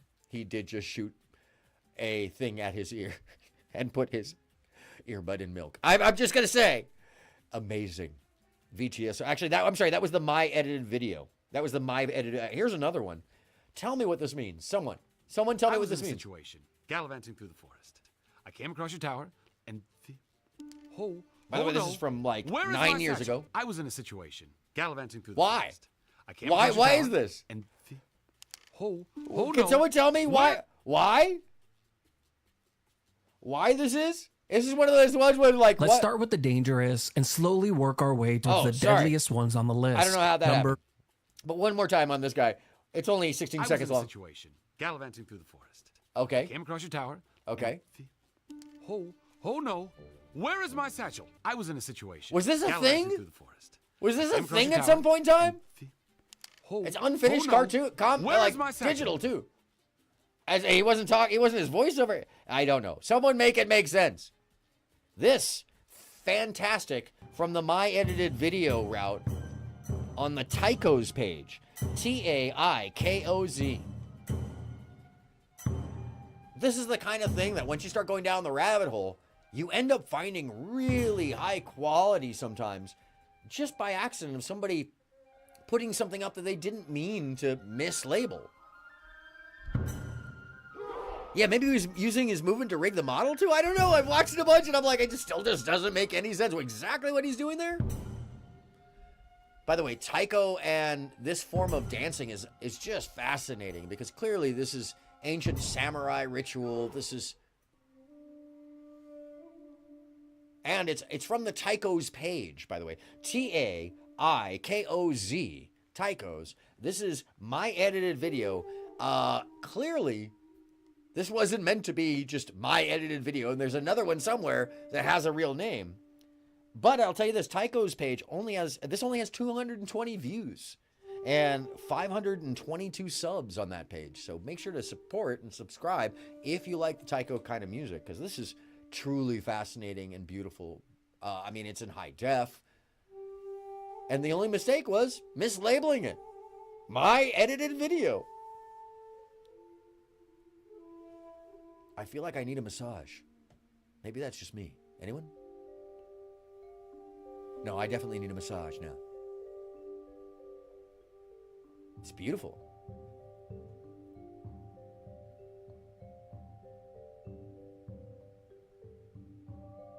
Oh, yeah. Don't remember if it's Chinese or Japanese. I believe it's Chinese that you're talking about. Oh, I use OBS. And how did I miss you the first time? Missing link? Welcome to the channel as a mod. Welcome to the mod squad. I use OBS, and I have a whole lot of massive scenes, basically, and a lot of inputs. I'm actually thinking about, I was asked about a week ago if I would do like a tutorial thing just to show what my system is, and I definitely will do that once I get the second camera. And I'll get an above shot so that you can see what it all is here, because it's many computers, it's many devices. Howdy! Oh yeah! So this is definitely Japanese, and I find it so fascinating that this quality is just accidentally mislabeled once again. Found footage, folks. Nothing cooler. And then you get little weird things like this, like somebody 10 years ago just playing around with their camera and some music. This is out the front of the car somewhere in Europe.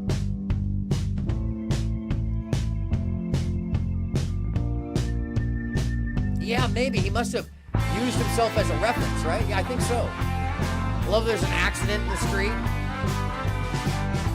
This looks like Poland. This is from the Exonics GR with 2 subscribers from 10 years ago. Zonix GR. That's what that was. Just a little piece of found footage that I thought was so fascinating, because at first I thought it was old. I thought it was way old. But I need somebody to tell me what the fuck this is. Andrew Kaufman? Dr. Andrew Kaufman? That's Andy? Someone tell me what this is. Can you go by this? Yes. What exactly is going on here? Why is there a blown up hand? And why does it take so much technology to blow it up? Ionic, yeah, pulse emitter? I don't know. Let's watch it one more time, because it's so confusing what's happening here. This is under the My Edited Videos rabbit hole. What exactly is lighting up? What do we want? What tech? Are the fingers just bent or something? What is making the noise? Can you go by this? Yes. It's a pneumatic robot. It grabs stuff. Oh! There it is. I'm like, what is this thing? Why? What is it? That's fascinating. I'm so glad you were here for that, Mike, because I would never know. I would never actually know what the hell that is. By the way, trolls popping in and out trying to catch something for no apparent reason because they don't have their own content. Enjoy, you can't create. It's okay. It's okay. No, it's really just funny that you can't create, but it's okay. Creativity comes in many fashions. Some people really just need that, weird pop in and out, whatever. Yeah, whatever. No response. Oh, that's too bad. So the next piece, by the way, is called Emma Watson Unmasked. And this was from a channel that I like. It was an offshoot of the VTOS. There is no audio to this. Hold on a second. Hold on. Let me pause this. Before it gets too weird. Because it needs some music. This needs music. There is no audio.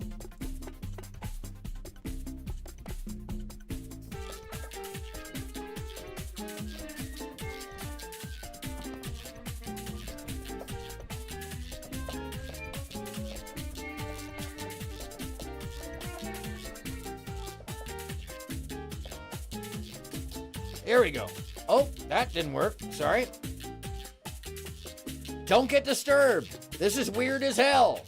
No, those aren't real boobs. No, that's not her face. In fact, that's not her at all. Ah! Mind broken. Let's look at that one more time. Mind broken. There's a whole bunch of these, by the way. Somebody's super creative with their editing. And the fact that it's like, you know, she pulls her boobs out and it's still her face right until there. Oh yeah, it's absolutely edited over. It's so weird. And that's definitely not her doing that. It's also no audio on it. Super AI weirdness. Great editing. Once again, back to the weirdness of the Klasky Susupo with Alonzo Scan versus Round and Effects Thingy. Once again, back to the Klasky Susupo mayhem. What this means? This is only from 2 weeks ago. This is still ongoing, people. The Klasky Susupo thing is ongoing. This is from 2 weeks ago. The art has not stopped. What does this mean? Somebody tell me. I don't think it means anything. I think it's just like absolute mayhem with editing. Like, how far can we continue to edit the same piece? Yeah, this editing is epic, right? Like, that is so many layers of shit going on. There's so many little weird things in there, and it's a bit disturbing. I'm not gonna lie. There's some strange overtone to it, but I think it's happenstance of the fact that it's Klasky Susupo. I don't know what any of it means. You tell me. Yeah, right? I feel like it's in the back rooms too, Lizard. It's like something like I should know, but I don't. Like, is there some like spectrographic element to this where I should be running this through a program? Like, and who knows? Who knows what that is? Now, just my edited video, just a lovely little moment that somebody named Richard Byrne put up with 4,100 views. I love this, by the way. No audio. Oh, yeah, that is the audio. The chains.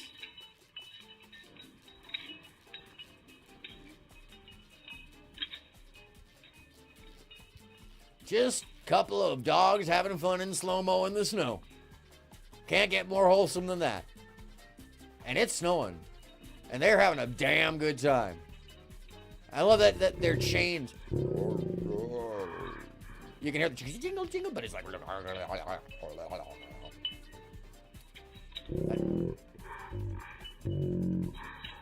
Oh, that's the person talking.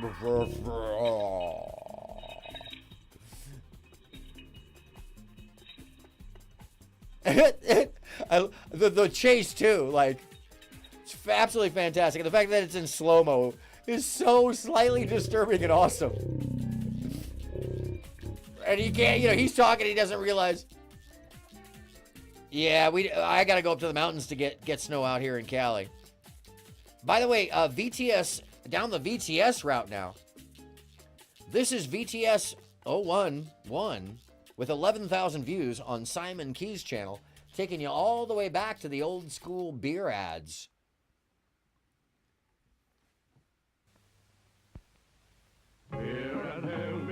Davenport's, that's the beer, lots of cheer. Finest malts with hops and yeast, turns a snack into a feast. You damn alcoholics, what's going on? Anyway, straight from brewery to your home, Swy Collect, we'll deliver you alcoholics. Soon you'll know why folks all say beer at home means Davenport's. Chills. Home delivery beer from Birmingham. I'm sorry. One more time, because the Davenport song is so much fun. Let's go. Beer at home means Davenport's. That's the beer, lots of cheer. The finest malt with hops and yeast turns a snack into a feast. Straight from brewery to your home. Why collect? We'll deliver. Soon you'll know why folks all say beer at home means Davenport's. Yes. Chills. It's warm. Honey the Beer Man is here. Yes! Honey the Beer Man is here talking about... Yeah, well, that takes the milkman, to a whole new level. Because the beer man was getting it. Come on. He'd bring a couple extras, them darks. You know what I mean? Just a little dark extra, so it hits a little harder. You know what I mean? As soon as you're out the front door, he's like, beer delivery! Hello!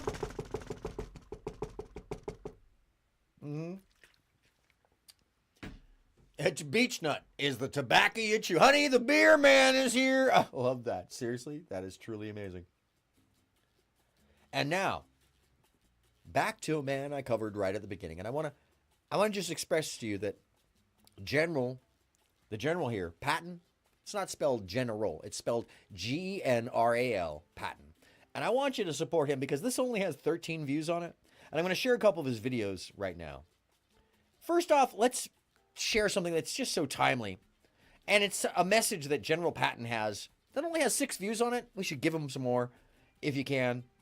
This is a song called, and I'm just going to put this up on the screen. I'm not even going to keep myself here because I want you all to really take this in. I think you all will resonate with this a little bit, maybe. George S. Patton doing the YouTube on these days. He's out of a job anyways for a while. This is called Tough Guys That Live with Their Parents. And I just couldn't help but love this song.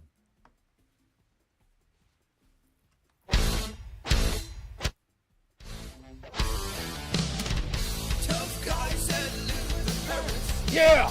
Tough guys that live with their parents. You can't judge them by their appearance. It's just tough guys that live with their parents. I know why he's so mad. He got yelled at by his dad.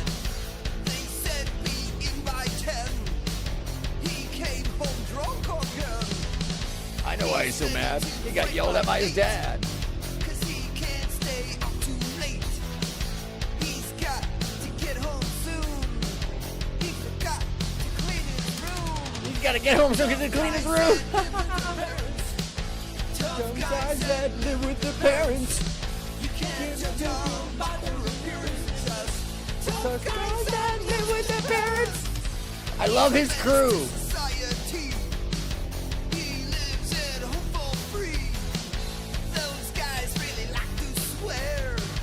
Mom cleans their underwear. Yeah. Kick your butt. Once again, the General G-E-N-R-A-L Patton channel. Like a creep. Cause he's grounded for a week. Yeah. Tough guys that live with their parents. Tough guys that live with their parents in the mom basement. Tough guys. Grandma's basement, sorry. Tough guys that live with their parents. By the way, the music's not bad. The mix isn't bad. I mean, it's all really good, actually. And I love his energy is just so damn good. And funny. And why is there a sock puppet monkey in the background? Yeah, the music's pretty banging, right? Every one of the songs is well mixed and well played. Tough guys that live with their parents. Yeah, very timely, right, Lizard? Tough guys that live with their parents.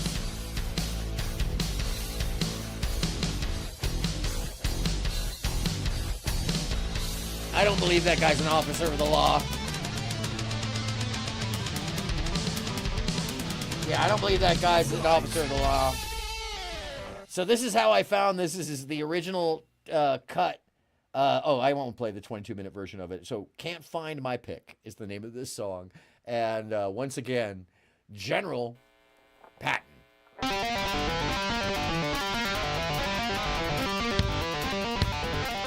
Come on, bro. Come on, bro. Bad ass. I mean, it's kind of early 90s rock, but...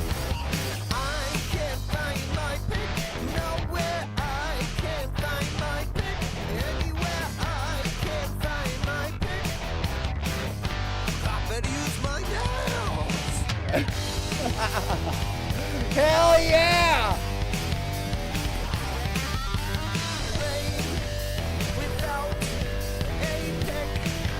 Yeah, he's a good singer. Or okay for rock and roll, you know what I mean? The lyrics are hilarious, though.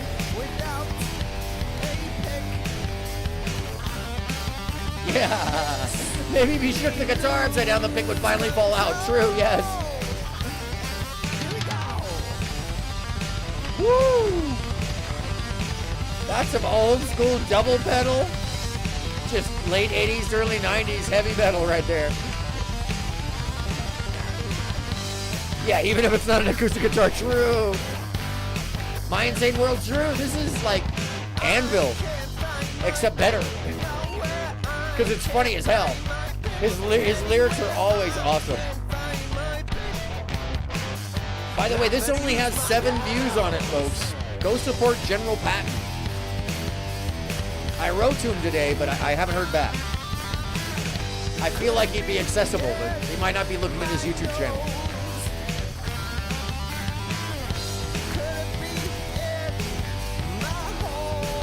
Could be in his hole? Okay. Oh, you can't find it? It's spelled really funny. General Patton.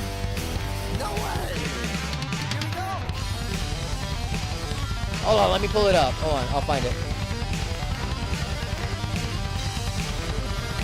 Woo! The double bass drum bit, too, is really good. Here he is.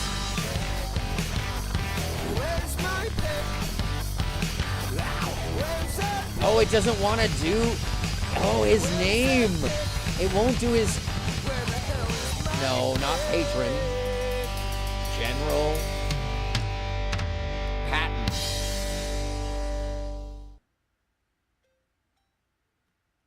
Wow, it really doesn't want to find him. Holy smackaroli. Yeah, I'm going to... somebody might have to search that one out. Hold on one second. Wow. G-E-N, capital G-E-N, R-A-L, space, P-A, with a capital P, A-T-T-O-N. And I just searched him up.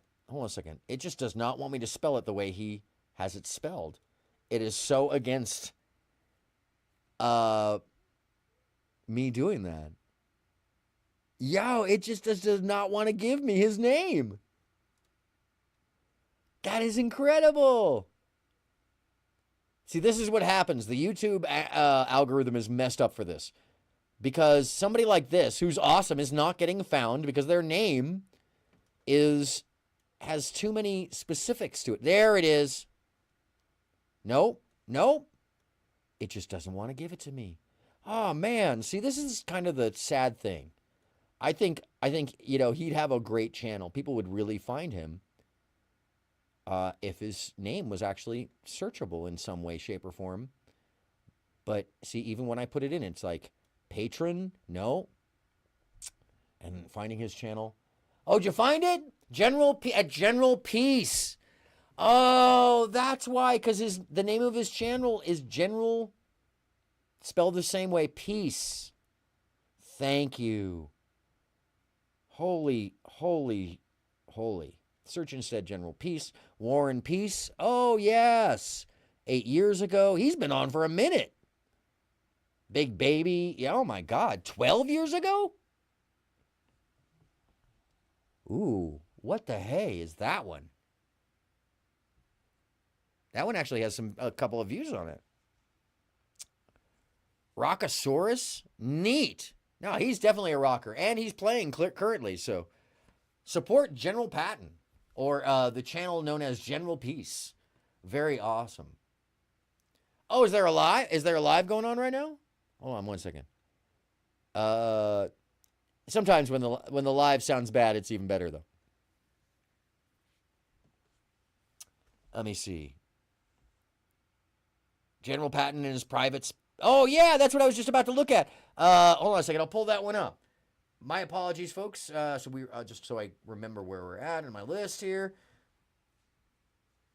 And boom. Oh, I still need to go back to that other beatboxer. Stand up for the borough. Stand up for the borough. Oh, shit. To the Father, Son, and to the Mother Earth, stand up for the borough. Is that DJ Twist? Ladies and gentlemen, it's my pleasure to introduce to you for Peace Fest, General Patton and his privates are in the house.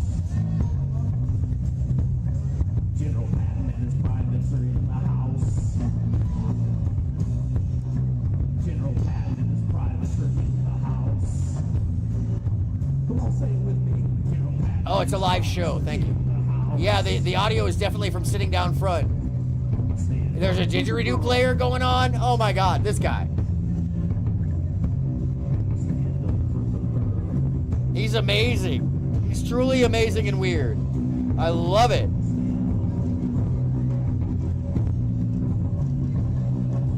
Ballsy way to start your show here.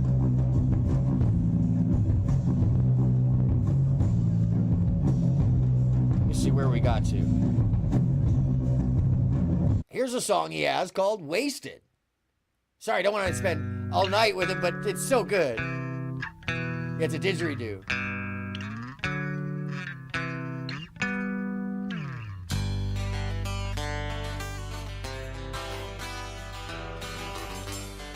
I also love that his crew around him, they're clearly all friends.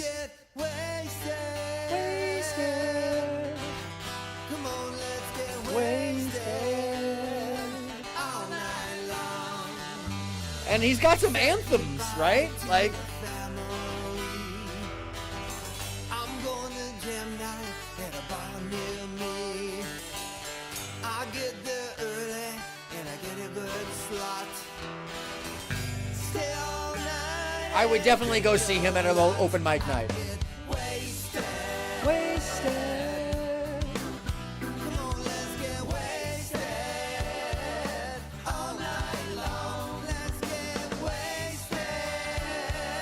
Yeah, let's get wasted. I love also the fact that you can tell he's really playing, and he's really like out there trying to still play and be on the circuit and, you know, be involved. It's really kind of awesome.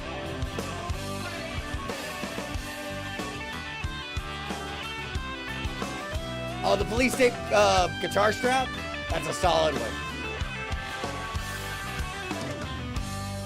Right on, my insane world. Thank you for joining us. I so appreciate you being here. Have a great night. Friends like to get wasted. We stay until the owner kicks us out. And that's the owner. I think he's British. He's gonna shout, get out! If you wanna be set free, come on down to the bar with me. Get wasted. Come on, let's get wasted.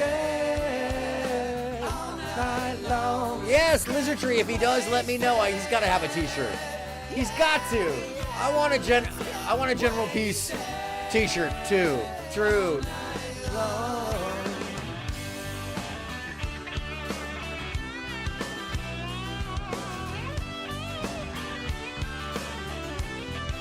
Yeah, he's really good.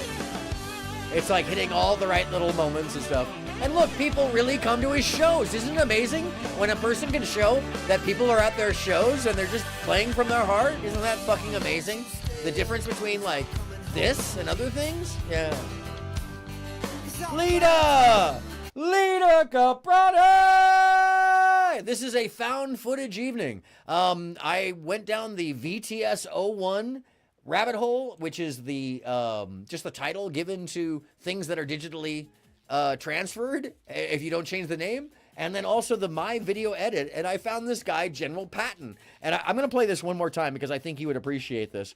What really struck me was the video other than he has a number of great songs, but the one that just struck me is let me just get to it here. Oh my God, there's just so many found pieces this evening. How you doing, Lita? My most official, unofficial colleague, cohort, and co-host. Oh, where'd it go? Oh, where'd it go? Do I have to go all the way back up? I do. Oh my God. Here it is. It's called Tough Guys That Live With Their Parents. This is a second roundabout of it. I think it's timely. Tough guys that live with their parents. Tough guys that Live with their parents. Come on. Tough guys that live with their parents. Can't judge them by their appearance. Tough guys that live with their parents. We know why he's mad. By his dad, even though they're... Does it? Well, we don't know. Yeah.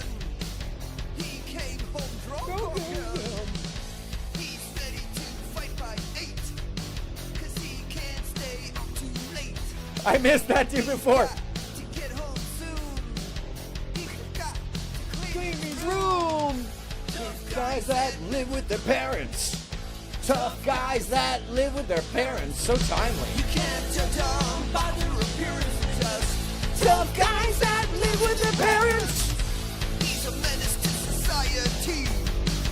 He lives at home for free. Those guys really like to swear. Mom cleans their underwear. Mom cleans his underwear. He wants to kick your butt. Say he made him get a haircut. He's acting like a creep. Cause he's grounded for a week. Woo! Tough guys that live with their parents. Yeah, it's a good song to smoke weed. It's very weed smoker song. You can't judge them by their appearance. Just tough guys that live with their parents. And this guy has videos with an audience in it. It's amazing. Despite only having 8 views. This is from 10 days ago, so this is a new song. It's very timely. Oh, you're good, my gun. It's something to enjoy. Yeah, true. tough guys that live with their parents. Tough guys that live with their parents. You can't judge them By their appearance. Just tough guys that live with their parents.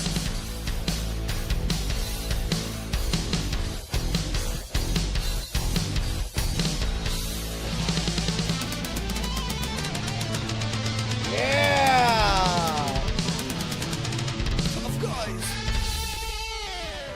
Yeah. By the way, his crowd is in all the videos. I freaking love it. He clearly has a great group of people. Now on to the truly amazing finds. When you start going down the VTS rabbit hole, you start to find things from other places, from VHS. And here's a couple of the pieces that once again, we're looking at a little more music before we go on to some. I think this is one of the most fascinating things I've found. Because it's badass, by the way. Like, really badass. I'm gonna bring myself out of the image so you see. It's very unexpected. These are lyrics from the... Oh, are they? I didn't know. Hilarious. I need to blow my nose. I have the runniest nose today for no clear reason. I think it's because I got the window open.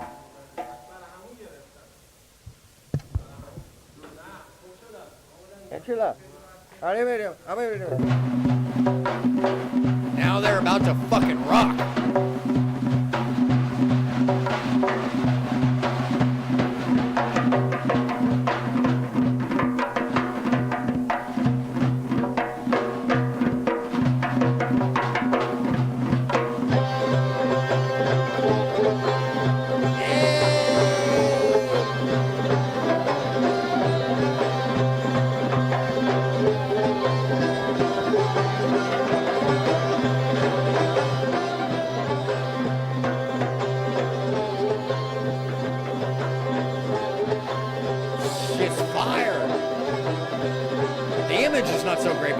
The music is fire. Yeah, they're fucking rocking.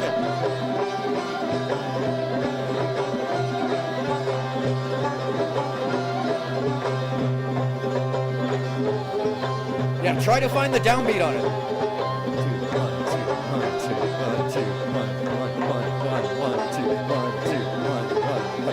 I don't know what beat rhythm this actually is. It's intense.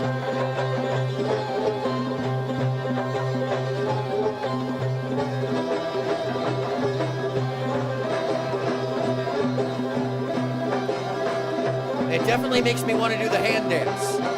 You know what I'm talking about.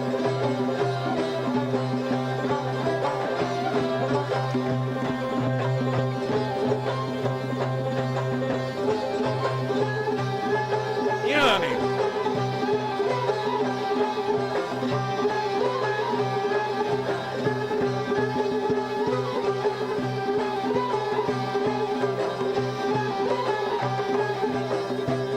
If I had a hula hoop right now, I would definitely be using it.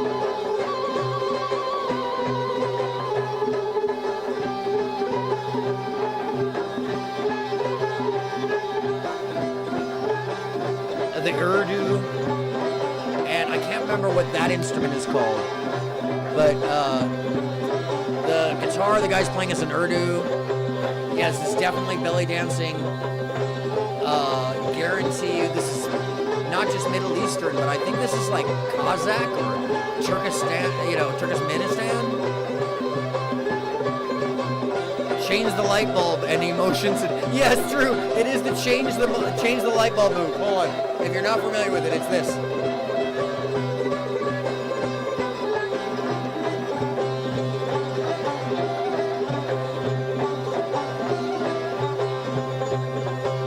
Literally, change the light bulb. It is, and very acceptable. You'll see.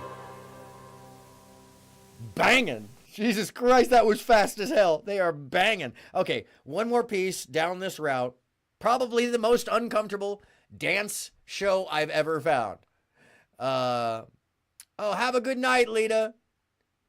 Oh, you have to do virtual school? Enjoy. I hope it goes well. Oh, not that one. I'm sorry. This is VTS01 from Shanyasi Malik Jarana. The most uncomfortable dance program I've ever seen. First off, I'm so afraid that the set is about to fall apart at any given moment. And I feel like the gentleman up front maybe should have practiced a little more. Oh no, Lita. That's why. I was going to ask you if he's just not feeling well or something. By the way, they're arranging the set while the dance is going on. Kind of lackluster dancing. Kind of lackluster. I don't think they rehearse this very much. But this, the hip movement here, one, this is the most uncomfortable partner dancing I've ever seen. But her hip movements are freaking incredible. And he's got a couple moves that are badass, by the way. And nobody has rehearsed their parts. Nobody. Yeah, the backdrop is holding on by sheer force. Yeah, will, true. Yeah, she's got it, right? Like, she choreographed this. Most of it. But sometimes she's looking off like, that move! Holy shit! He's not really trying that, but this move is killer. I want to learn this one. He's got that vibe. And then he's like, no, come over here. Come over here. I'm going to get closer to you. You're going to be very... No, I get close to him? No, get close to him. Because a lot of this stuff is taboo, right? You think it's Grease? You don't think it's... Oh, you think it's Grease, the movie? Ah, they didn't practice together, true. Like, he's got some moves, she's got her moves, but they have clearly not practiced. Nobody's practiced. What is going on here? The set is just about to fall apart. He's grabbing her boob. He's putting his face in her boobs. She's like, I hope they're a couple. She doesn't look very comfortable, but he tries it again. Anyways, that move.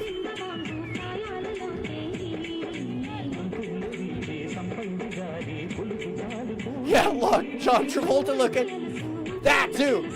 He's doing the Roger Rabbit so well here. And then he turns and he's like, no, the other way, the other way.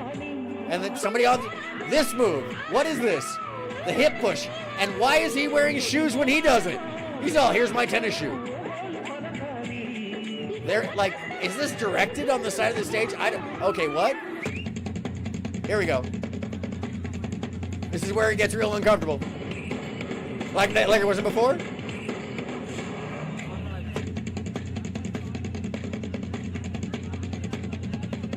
Does any? Yeah. By the way, there's no context for what this is. Woo! That's the move right there. Woo! That's the move, though.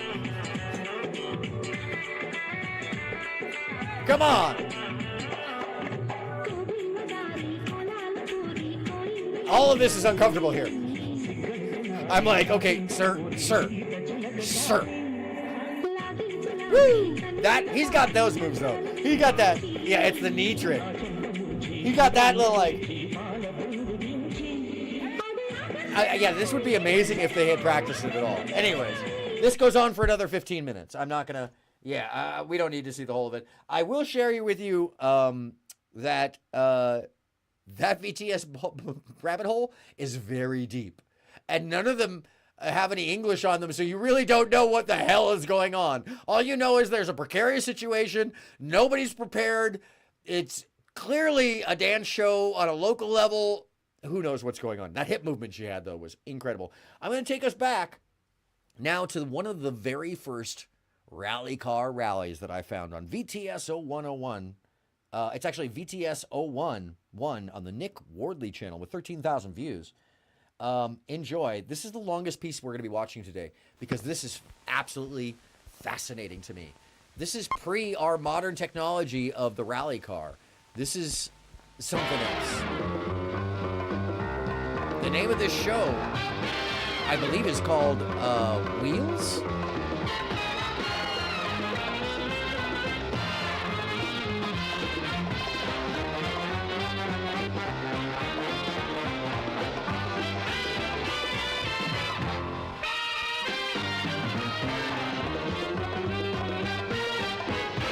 Wheelbase. It's called Wheelbase. It's a show from the 1960s. The Green Hills of Wales.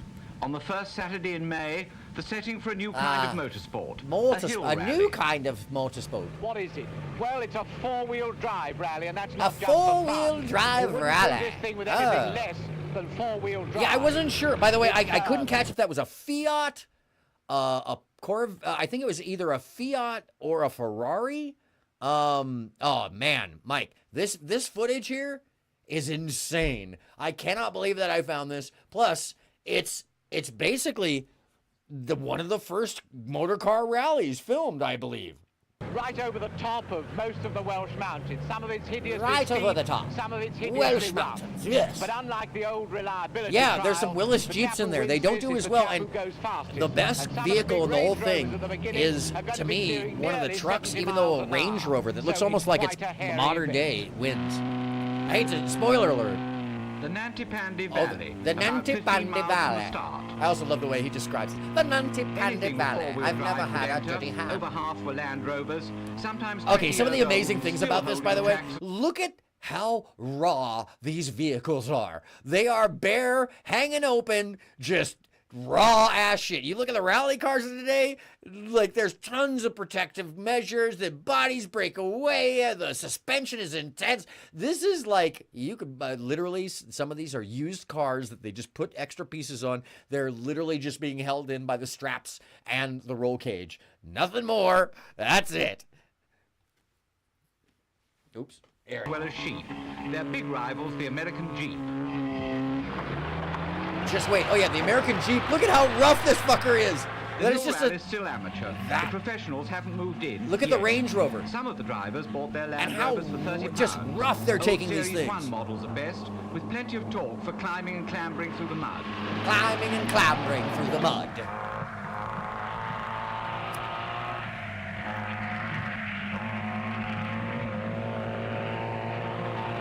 Yeah, that is just a straight up old school Range Rover. He says it somewhere in here where this one is, I think it's this one that's a used. The like guy bought it for 20 pounds or something. rallies aren't new. This one grew out of the French Rallye des Cimes in the Pyrenees. But now they might become So international. I want you to And if the imagine factory teams come, what being then? in one of these No room, vehicles perhaps, for the shop assistants, clerks, and how and waiters fast they're who moving took across part in all this these first bumps. British bone-shaking event. Oh yeah, the On a veteran cigar-shaped Land Rover, racers there's from not the much 20s give in and the 30s. springs Holy and shit. skimpy padding in the seats. Yeah. That's the one that's for 20 pounds, Range Rover. It's got a used Range Rover and put a V8 in it. There's us. The Americans rolling by. All the power, none of the smarts. The door's flying open because things are just barely held together. Halflingers do it differently. They're slower, but they can That's lock the up one each I would have. differential separately, Look at this and fucker. That gives them a lot of grip. Their lighter weight lets them pick their way through the And the mud where wheelbase heavier is so cars short would sink there. in. He's able to like just An air-cooled clamber engine through at the back, everything. only It's really 643 intense. cc, and well named after a mountain pony. And there's a Volvo in the middle of that. That would be the one I'd want, but I'd want the smokestack. It's an African truck. The Halflinger's got small wheels and soft springs. Halflinger. Not much ground clearance either, but it won the under 1000cc class in this weekend contest of bouncing and battering across the moors. Yeah, so these are actually Chinese made, I believe. And then they've been adapted for the African rugged terrain. They're more like what we would see now in the build, actually the other one that he had with the smaller wheelbase. Everybody's Yeah, still really amazing, going. right? A few are dented, but no cars are broken yet. Stopping for lunch. Now the organizers turned the pressure on, and the powerful Range Rover. Look, that Range Rover looks like something you'd see today, right? That motherfucker's just taking it straight off road. Gave them an advantage, and their V8 engines normally got them up Oh, that's rad, Mike. Did your dad collect vehicles or enjoy this kind of stuff? Yeah, Range Rover's not quite making it up that hill. And you know that's the one he drives during the week. Look, he's got his license plate on it. Roger Mortimer of Coventry put the latest V8 engine into his 1950 Land Rover. There it and is. Sometimes the extra power wasn't much help. Yeah, it really needed the four-wheel drive torque. That was what Battling really with the wins beauty of this the Welsh race. countryside, 3 Land Rovers from the British Army Motoring Association. Sergeant Trevor Spur at the wheel. Sergeant Trevor Spur. The all-wheel Sergeant drive class Spurg! put in 6 American Army Jeeps. Good all-rounders. Plenty of ground clearance, good torque from 4-cylinder power. Strongly built and designed from the start for scrambling on sand and dirt, but not fast enough. Yeah, The because, high-geared Rovers you were know, quicker really across the this is just straight up a military vehicle put into a race to see if it can handle with a roll cage on it. Look at this. Look at these guys. They're like, this is the best weekend we've had in 6 weeks. Until the final stage of this 200-mile event, Michael Green from Jacksdale Knots led the rally with a Land Rover 20 years old. A determined drive on difficult tracks. That Land Rover kicks the first ass. day produced few Look at this breakdowns. thing. One Land Rover changed a spring between controls. Another. There's some altered a footage river coming up 3 that is feet so deep astonishing, in by the freezing way, mountain because it water. moves so fast. It's pretty incredible, by the way.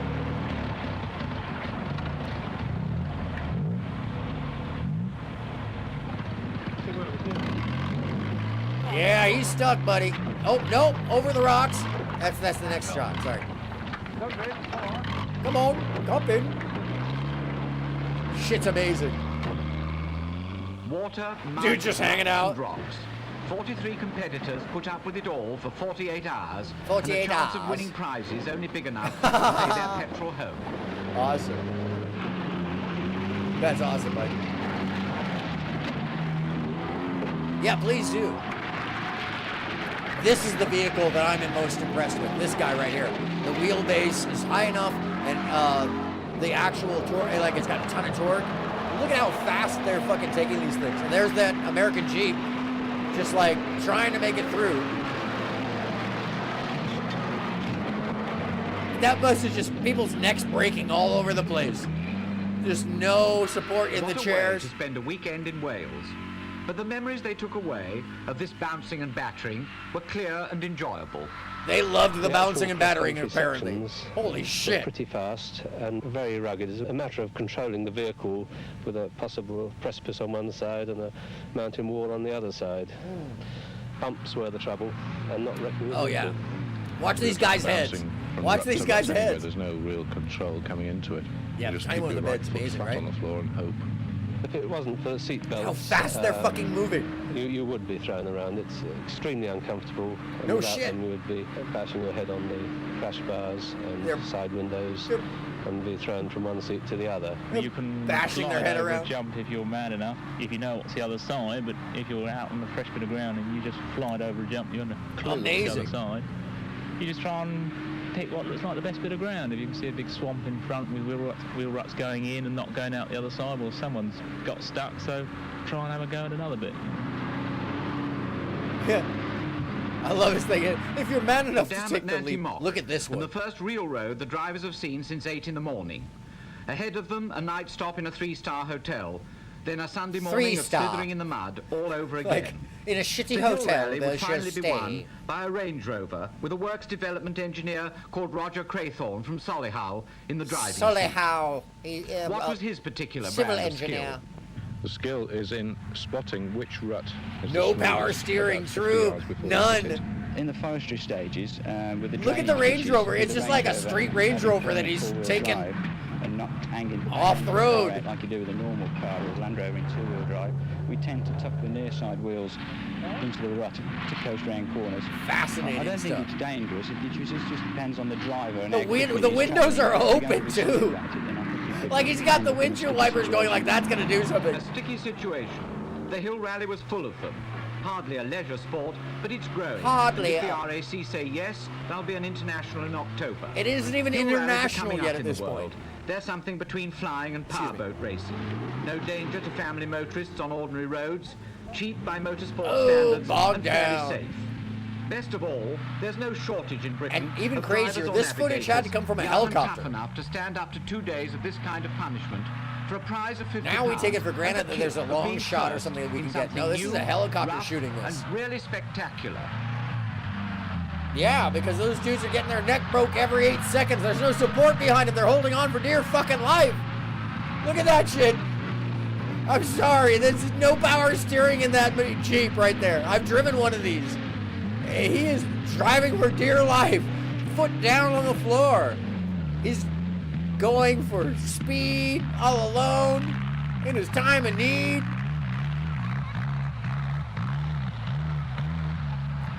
This needs the Cake song right now, right?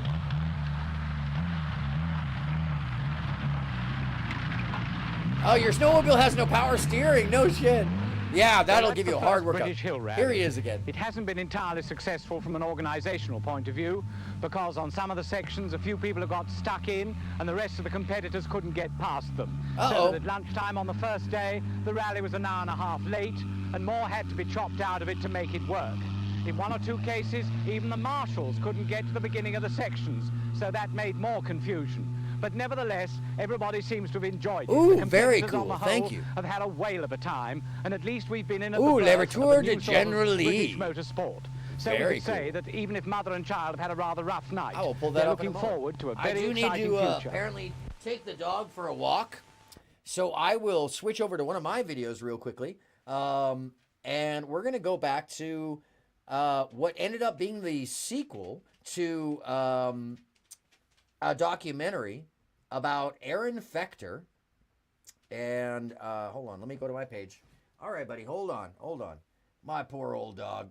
He's such a good boy. Let me get on over here to my page real quickly. And this is called The Genius of Aaron Fechter. You can find this in right on the front page. And we're going to go with the second half, which is very interesting because Aaron talks about inventing email or being one of the first email users and creators. I'll be right back, folks. Just got to walk the dog. It's actually the same part of the documentary that they did on this place. Yeah. So I can't take it down and clean it until we need the space. Right. But that's what happens to a mask, or can happen to a mask. It happened to him and the buffalo. But then some masks, these are real old. These last couple. But is it like the heat that kind of gets to them? Humidity. Yeah. And then some of them are better than others. But anti-gravity freedom machine. Oh yeah, yes. And that's what I devoted most of my life post Rocket Fire Explosion to. In the 80s and the 90s, I believed fully believed that I was going to be the father of modern email, and that I was building this system that would connect the world together so we could all communicate through email someday. Yeah. And back in the 80s, nobody believed it. They all thought I was crazy because they said, if I want to contact somebody, if I want to talk to somebody, I'll just pick up the phone and call them. Right. And nobody believed that we would actually be typing to people someday. I had to invent this because we had all those restaurants out there I had to stay in touch with, 200 restaurants. So you actually had this in and working? Well, I had these, yes. I had a different version of this, different version. It was actually based on the Apple IIe. Wow. So I had my software and a few plug-in cards on an Apple IIe and had it working. But by the 90s, we put it all on a chip and on our own little board, and we're ready to go mainstream, you know, because nobody was going to buy Apple IIes by 1990. Yeah. Freedom was always a very important concept to me, and mostly to my generation. I mean, we're all based on freedom because we didn't want, I mean, if there was ever a generation that didn't want to get married because we want to stay free, it was my generation. But freedom in a lot of ways. Freedom to do what we want to do with our bodies and our, you know, lives, and, you know, smoke what we want to smoke and drink what we want to drink. You know, it was all based on freedom. So this, though, was the freedom to sleep when you want to sleep. Because people who want to reach you at 9 in the morning, screw it. They can send you a message, and you can time shift your conversation with them. And that was, you know, now that sounds obvious, but back then, people didn't understand time shifting. But I was experimenting with it. And one of the coolest things is when somebody would write me with a problem at 9 in the morning, and by the time I got up at 2, they had written me that they solved their problem. So problems I realized I never even really had to listen to. Right. If only all you have to do is sleep through them. Yeah. Well, it's the internet, the timing. Yeah, well, you know, it has this gratuitous design curve. It doesn't do anything, it's just gratuitous. Wow. Somebody figured something out to put a drink in it. Yeah. Yeah. Write letter, archive letter, all this. Because we weren't able to, you press this button to write a letter, and it gave you a clean sheet of paper. And then you send a letter, right? And then, send it.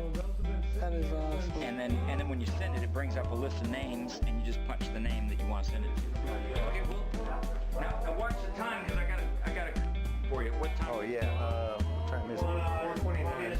Oh, we're good. Yeah. Yeah, you want to do that? Now, of course, normally we take the haunted elevator. Yeah. I'll tell you what, I'll take you down the haunted elevator, and I'll come back up. Okay. That's where all of them used to be? Yeah, which makes sense. Why? We never saw them. We never saw them in LA, but I remember them in Austin, though, when I was a kid. Whoa. Yeah, South Carolina. Yeah. What is this? And it was called the Utah, J-U-T-T-A, named after my girlfriend in the 70s. It's 90 miles per gallon. 90 miles per gallon. How'd you achieve that one? Just lightweight and a tiny engine. Just more like a scooter or motorcycle. Wow. Wow, is that Stargate back in there? What?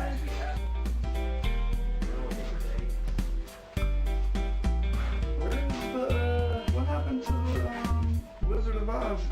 It's back there. It's back there. They had a Wizard of Oz? Yeah. Yeah, you gotta see the Wizard of Oz. The Santa's creepy looking.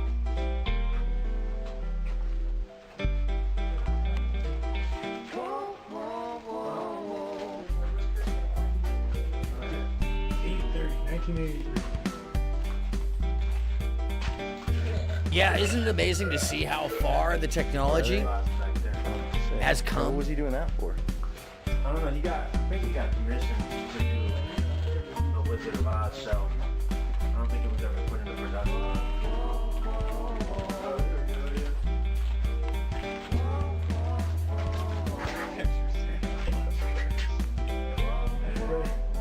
Oh yeah, it is.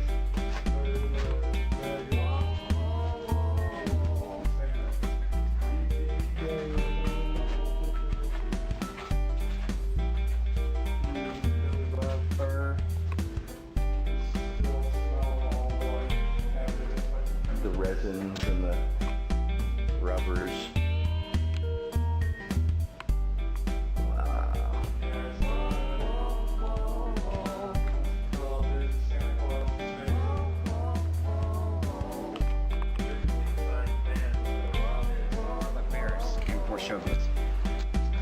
We found some things.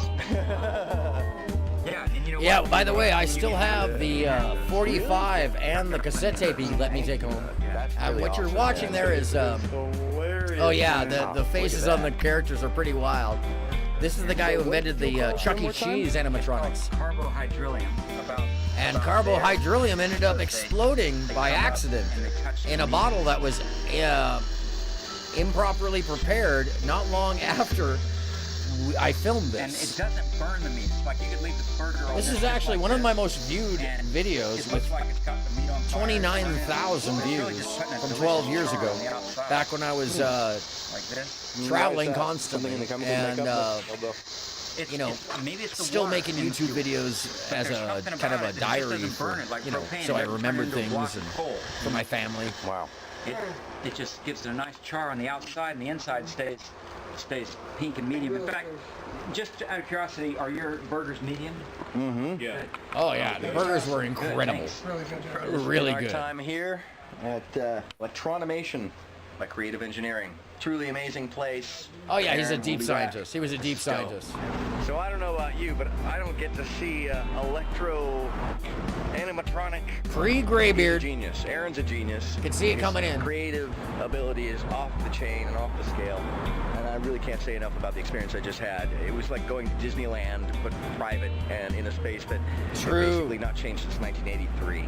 And thank you, Aaron, for showing us your space. I've been really, I can't wait to see more of what you do. really lucky. All right. I hope you're all having a great Get day. to Don't see forget a lot of the subscribe stuff up that there. Write things down there. just Say, hidden behind the "I like fences. you." Thanks very much. Talk to you soon. Peace.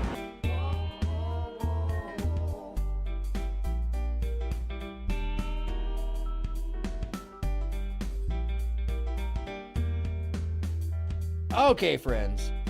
Now back to our regularly scheduled, very strange programming. This is VTS01 10, and we can find this from the Travel Fish TV channel, Bob Cooper's Outback Survival. I gotta love Bob Cooper because Australian outback. This is from one of the more remote 14 parts years of the ago. world.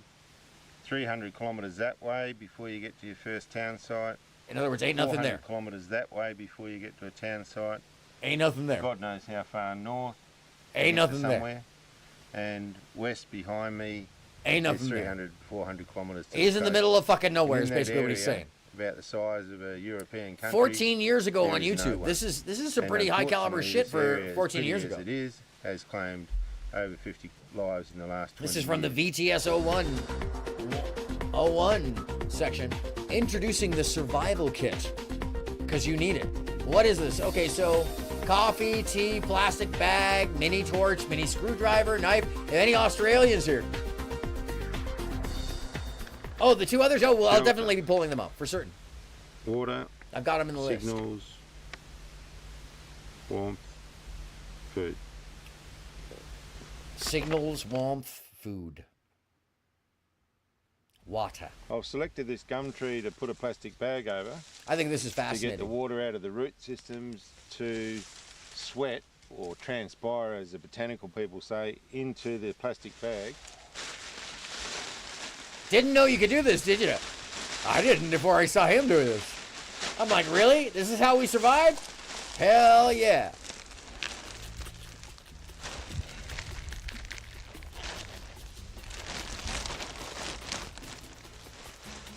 There's a couple techniques in this video that are like, what?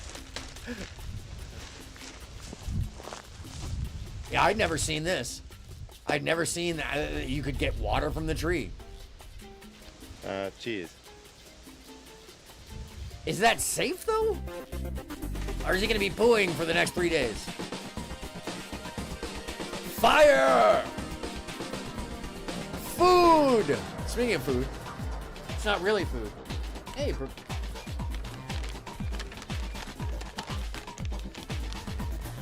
signals. He's just using a little magnifier.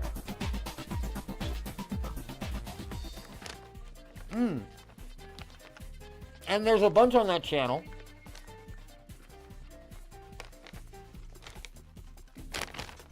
It's called Travel Fish TV. Travel Fish TV, all capital. Would I drink that if I was if I was out in the boonies like that and they had no choice, hell yeah, I'd be like drinking that all. I'd have 10 plastic bags with me. Absolutely. Maybe I'd boil it, but Oh, very cool. Thank you for watching me on TV, Lizard Tree. I appreciate it. I definitely would. Oh, I would. What is this? Le Retour du General Lee. Dope. We're going to watch a little more found footage here about the General Lee, apparently. Oh, this is GTA stuff. Awesome. Oh, with the General Lee. What is going on here? This is about to get awesome. Whatever's happening here, this is about to get awesome. Hold on, let me shrink down. Hell yeah! Woo-hoo! Oh, Mike, this is one of these guys is you? Hell yeah! Yeehaw!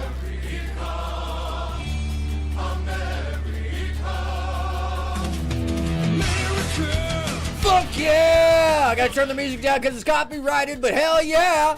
Perfect intro. Hell yeah! Look at this shit right here. The General Lee fucking hauling ass. I love the little turbo kicks. Hell yeah, Mike. You gonna rob a store? Killer. In the General Lee, it works out well that way. He's like, whatever. You take the beer, bro. Oh, here's the money. Here's a plastic bag to get some water with. Oh! Violence. Violence. Is he sliding over? He slid over! Damn, that's a move right there. I don't know if the Duke boys were quite doing that, but hell yeah, look at that move. By the way, that is a real little town out there outside of Apple Valley. I recognize it right away. That's Pear Blossom Highway. You trained for that, no doubt, no doubt. That's a practiced move right there, guaranteed. Yo, this is epic.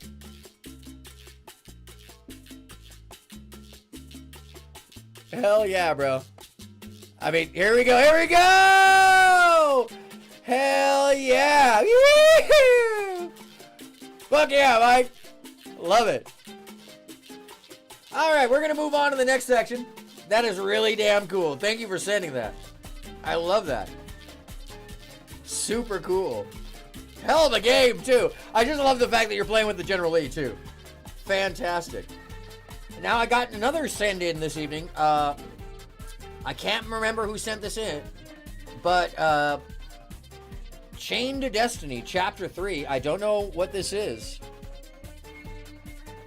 but I shall soon find out. Oh, I remember! This is part of the series we were watching before. Rad. I remember Trippin' Out sent this to us before in an earlier section of this. This is an artist who's making their own comic on their own page. This is called Trippin' Out Inc. And is also a viewer of the channel. Make sure to go support Trippin' Out Inc. TRIPPIN out OUTINK. And I'm sorry, I'm all for this creativity. Lizard, evil people. I mean, because it takes an intense amount of effort, an intense amount of work. And the art in this is great, right? Oh, Resident Evil stuff. Neat. Blah. What is going... Oh, the action and the motion in this video is great, by the way. Get him. Uh-oh. Smirk. Yeah, magnificent. Super cool.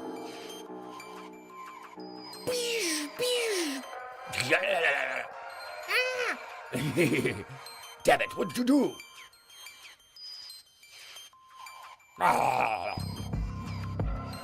Ooh, superhero kicking him in the ass. lizard boy. Ooh, look at that shit. I'm sorry, the amount of time and effort that it takes to do this is highly impressive. I mean, you may have commentary about the fact that it's not motion or whatever. I don't really, I couldn't be concerned. This is so much better for your imagination. I really think that this is, you know, the little snap in there. Once again, takes a lot of work to do this. It is dedication. Who's next? Every one of these is its own image in a frame, you know? Like you're reading the comic. And all the takes and the motions and the editing, yeah. Wow. Yeah! Little violent, but dude, look at the, wow. Just, and also the coloring, really neat. Really well done. And the, you know, there's not a lot of language to drive it, so it's, you're getting it all from the imagery. The idea of the story all comes from the imagery. That's really impressive. Hard to do. Like, share, and subscribe, people. Support your artists. Trippin' Out Inc. once again. And now, on to what I would say would be the, well, it's the, kind of the peak of the show, let's say. Oh, no, I'm sorry. I'm totally missing something here. I'm totally missing. There's two VTS01s that I need to share with you before I move on, because there's so much good stuff. VTS0101, accidental title, to an amazing badass band. This is called L'Ami Oatly. L'Ami Oatly. Daring Katara, King Ragu.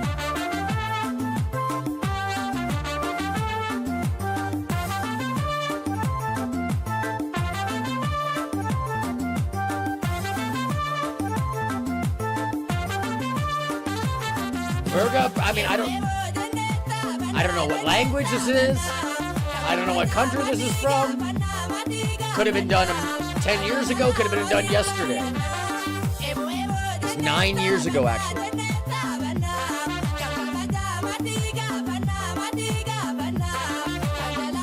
That must be King Ragu. Little dance moves are dope, too. This is like Benin, or, you know, it's definitely Swahili. Maybe Ethiopian?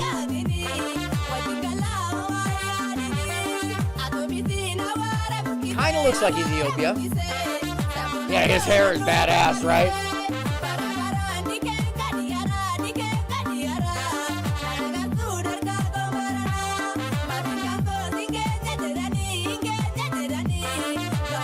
Yeah, I don't know. He looks like a badass anyways. King Ragu. She's fine too, right?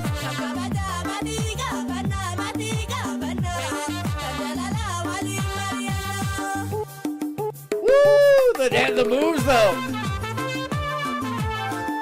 And not often you hear a trumpet as like the main melody line.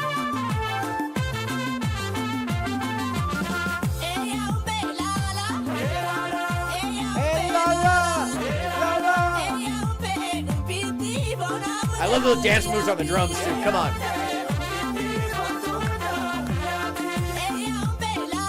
Like, is this the rest of the band, or is it just dances in the video? We don't know. It's definitely King Ragu's house.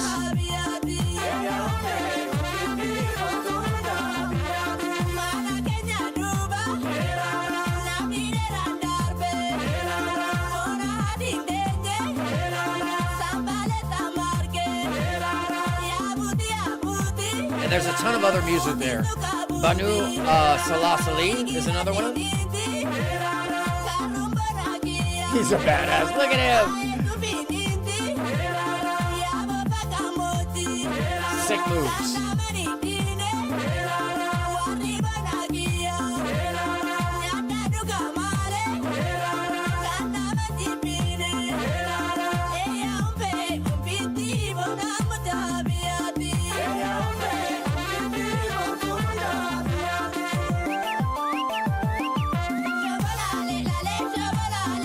Come on. on the topic. Oh, there we go. That was the move. That was what I was trying to do. We're not going to watch this whole thing. But this is another one of these amazing finds I came upon. And it's just, what am I watching? It's a lot of rice. They're sitting in the rice or flower petals or something. I think it's flower petals. Woo! Somebody's uncle just rocking out. He just got hit in the head with some petals. They're petals.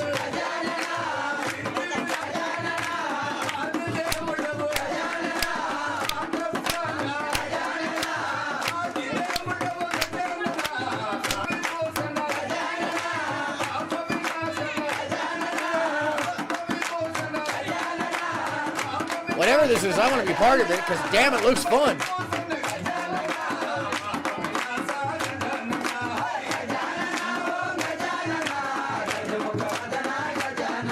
Clearly this is like a festival experience or a religious thing. I'm not sure.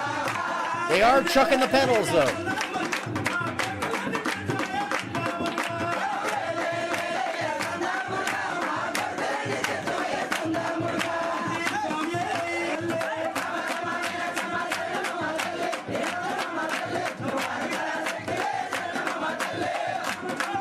These things that go on for hours are so hypnotic. There's one drum and it's the room full of people keeping the rhythm.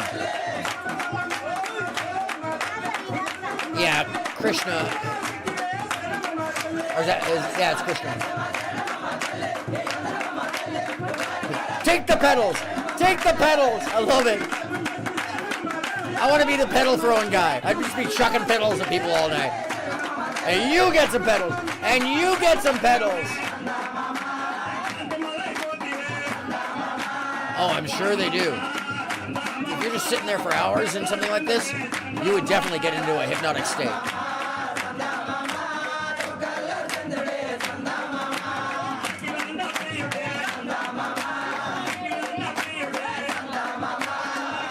Absolutely. It's what the hemisync process is all about, actually. It's a very old practice.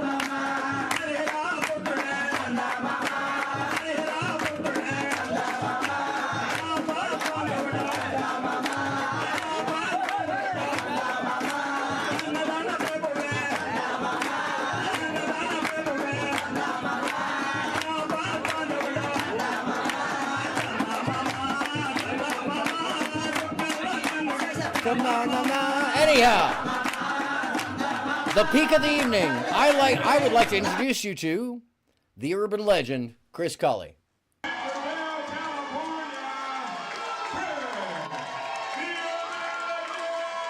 This is also some found footage. I started going down the rabbit hole just watching some of his fights and ended up finding a whole bunch of badass stuff about Chris that I didn't know existed, and damn straight if it isn't dope. Proud to know the man. And I figured it'd be something fun to look at because it is. It's March 15th, I'm fighting for validation. This is from 10 years ago. This is my chance to shut a lot of people up. To prove that what I've been doing since 2007. Oh yeah, totally. Send that to me, please. It matters. And that you I'll should put it in pay between this and the fight.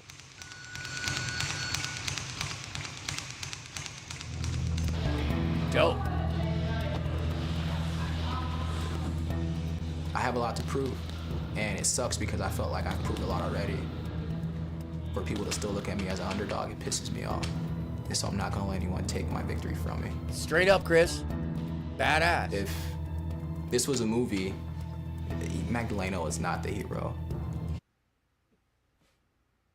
Uh-oh, what happened there?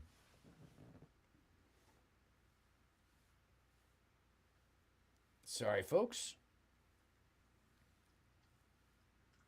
That's odd. Every once in a while. There we go. He's not the star. By far, he is the toughest opponent, win or loss, I faced, because he's smart, he's a killer as well. I have a lot of respect for him, but he's next. Look at the intensity,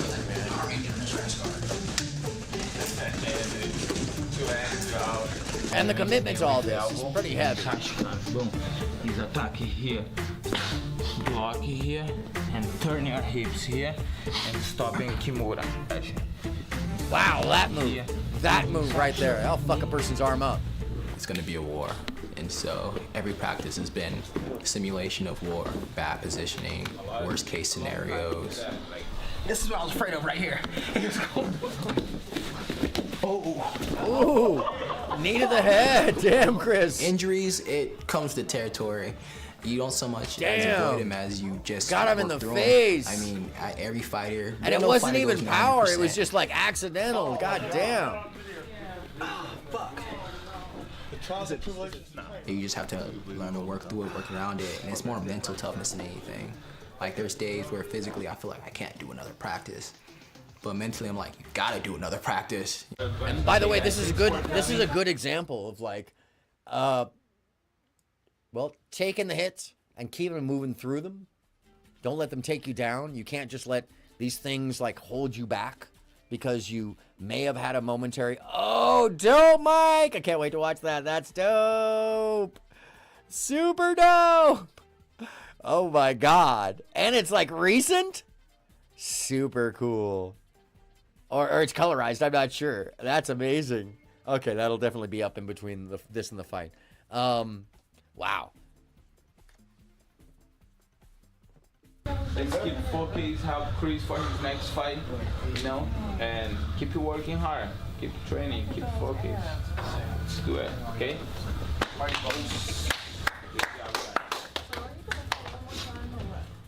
Yeah, these guys end up having so much respect for each other after they whip each other's ass in the ring.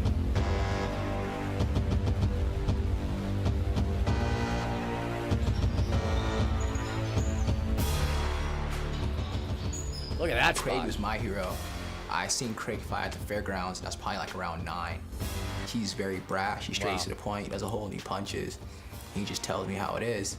And he's the reality factor that I really need to sometimes to snap back into, that I am going to be in a fight, that it is. I mean, I still don't understand how they deal with the actual fear of being there. I don't need any. I'm not a fighter, you know. I let other people deal with that. When I've been pushed to fight, I get very vicious. So I don't like it, you know?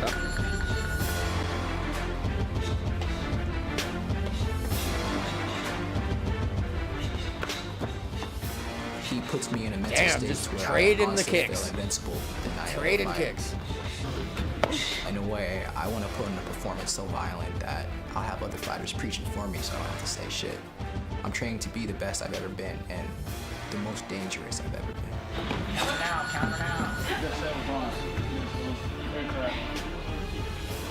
It's good to do that.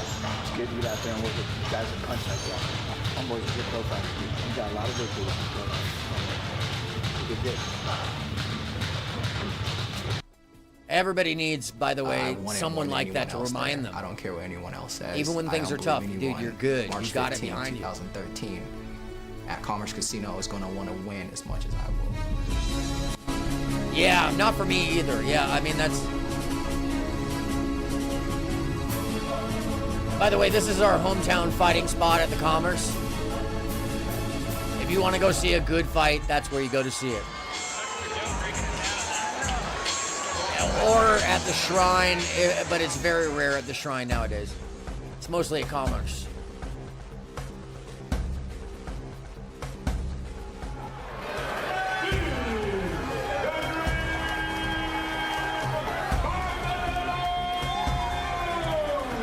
We almost did it too, until somebody pussied out because they wouldn't interact with us. Come up with every excuse in the world to be a pussy and back out. But it's cool. I think he's done that with like 5 people now. Yeah, not including the MMA folks that someone trash talks, but, you know, it's cool. That'll all catch up to people. Let's go. Turn him when he does it, Chris. I mean, that's close quarters fighting right there. Right? Wham! Wham! I want to be right there. I'm not going to lie, I like the MMA. And if you've ever been around an MMA, damn! That's what Chris is known for. Blast! Drop him to the ground. And then...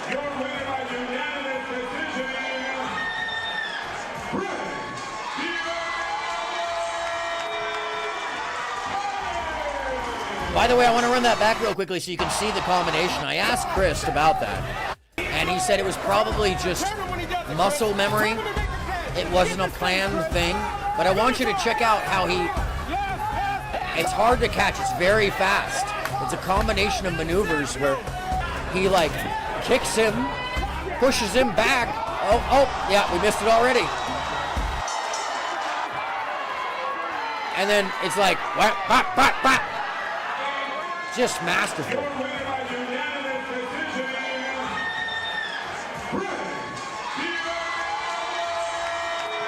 Badass.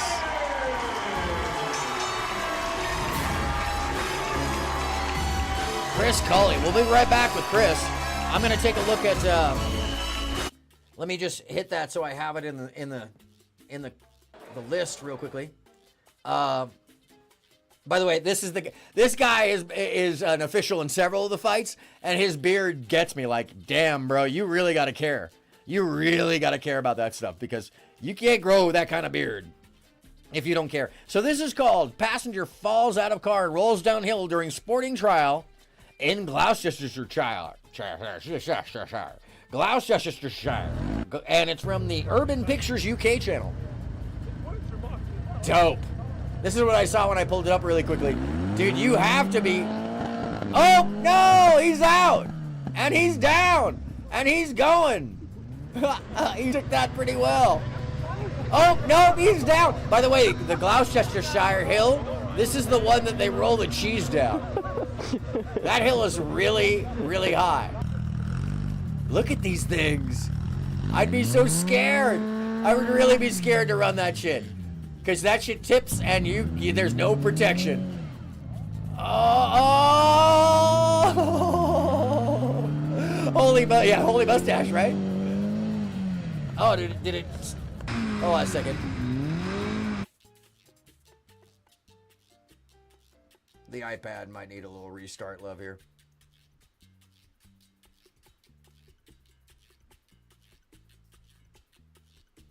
There we go.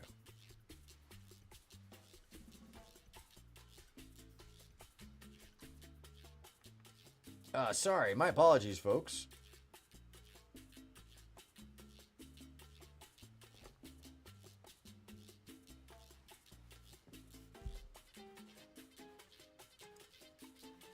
Technical spectacles. I at least have beautiful visuals for you.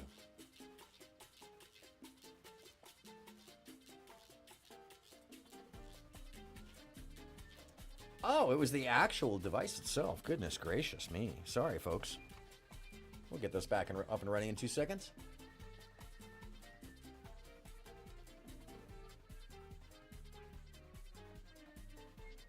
Every once in a while, this will happen.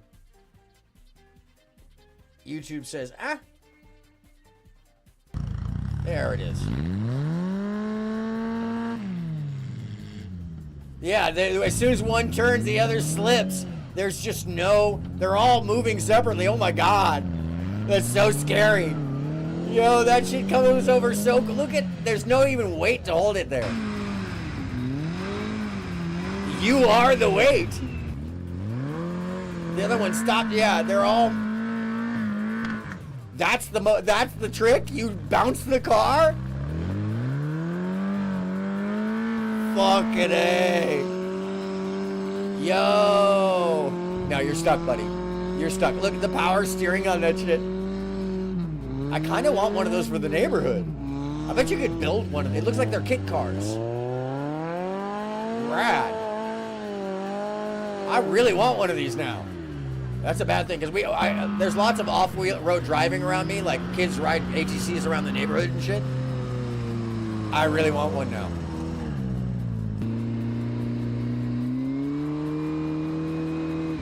Oh yeah.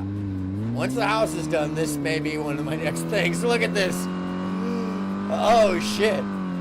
I need the garage for it. That's the next and last thing to come in is the garage. That's the maneuver. Ass off the seat.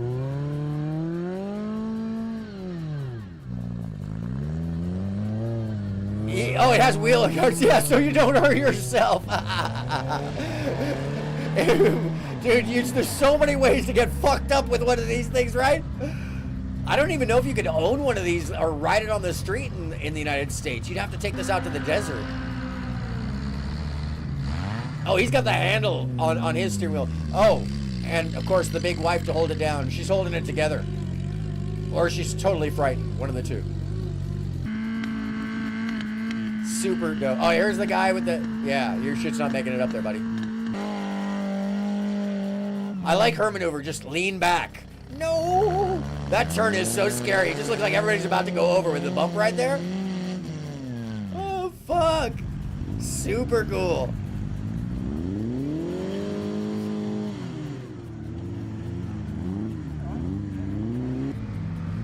I love that it's like bike tires in front, or motorcycle tires in front, it looks like. And what, VW tires in the back or something? Those all look like lathe spokes. Not in the front, but in the back. Yeah, it looks like a lot of fucking fun, I'm not gonna lie. And it's just the maneuvering here, like, come on, come on, come on, come on, come on.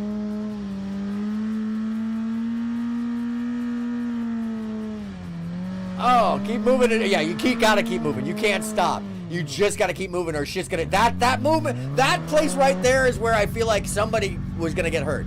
And that is a tattoo. That is a tattoo for somebody's hand or leg right there. Oh, that makes sense. Yeah, I noticed that the back wheels were pretty low. So that makes sense that they're using that for grip. Fucking cool. Super cool. Oh, no, bro. You got up there and now it ain't going nowhere. Oh, he got it. He got it. Wow. It just doesn't have the juice the other ones did. Or you need a heavier wife, sir. You might need a heavier wife. Yeah, nope, didn't have the juice. Oh, shit. Yeah, that backwards roll is the one where I'm like, ah, ah, ah. True. And now, on to the final and most premier moment of the show. It's fight time, ladies and gentlemen. Come on! Hardcore. This is a, oh, shit. Bad Beat from Bama, USA. Bad Beat 6. Cully versus Ortiz. Cully versus Ortiz fight. It's a fairly long one, folks, so stand by with us. And back to your regularly scheduled programming. Yeah, holy beard, ho. First round. You ready to fight? You ready to fight? Yeah, they are. Let's when go. my doctor says you're ready to fight, I'm almost ready to go. Yeah. Even though I'm ready to go. That ready. Okay, so Chris in the ring. The other guy's a little spindly. Chris solid. Dude's already sweating over here on the right. Chris totally firm and casual. Oh, missing the punch. Took a couple steps back. He did land one. Looks like he's just feeling him out here. This dude's doing a lot of movement. Chris, once again. Oh, jab. Jab. Another one to the nose. 2 landing. Points seem to be on Chris's side right now. We got a lot of... Oh, kick to the hip, it looked like. That landed. This dude's doing a lot of dancing, wasting a lot of energy, I think. Chris seems to be sizing him up pretty fairly. Angle shift here. Let's see if this... Oh, kick to the head. Blocked, but I think the toe hit the side. He already has a black eye. That guy already has a black eye. There's a...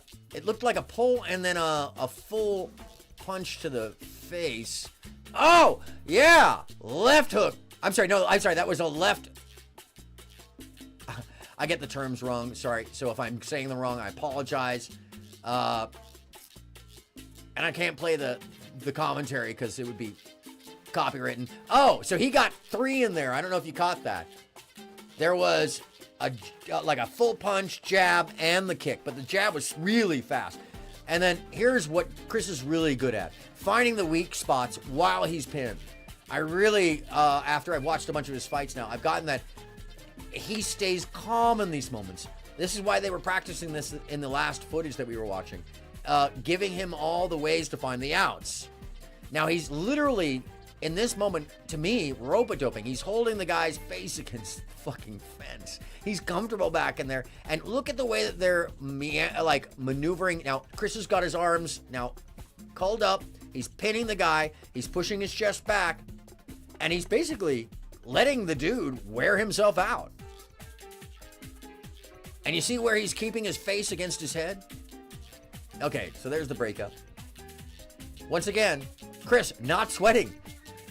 Unbelievable. Bang. Solid hit. Kick to the head.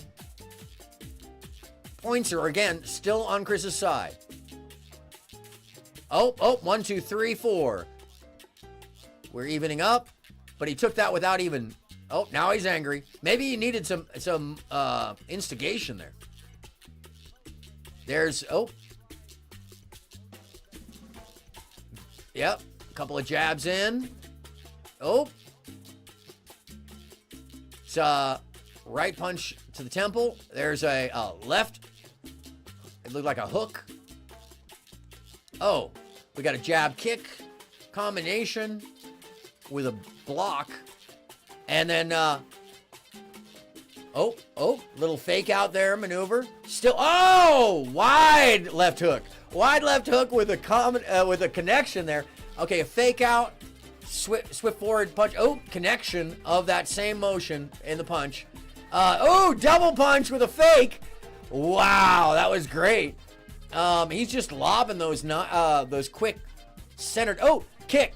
Once again, the combination. Oh, took him down low. Cocked him in the nuts, Chris. Whoa. Caught him in the fucking nuts. Down. Tipped him up. Are you okay, buddy? No, your nuts are in your mouth right now, pal. You're not okay. Take a moment, buddy. Yep, you might want to shake it on out because your nuts are so far up inside your chest right now. That's right. You take a moment. You might not have kids again. That's okay. Yeah, you probably shouldn't anyways. Chris, not sweating. Still hasn't broken a sweat. Amazing. Yeah, he's got to really take a minute and pound his balls back out of their sack. He's literally just... Yeah, you know what he's doing. He's basically making sure that his balls come out of his belly. You know that shit hurt like a motherfucker. That shit hurt. He's got to take... When you got to take a moment and they give it to you in an MMA fight... Fuck. Now, I think there is... I don't believe there's a deduction for that because it wasn't intentional.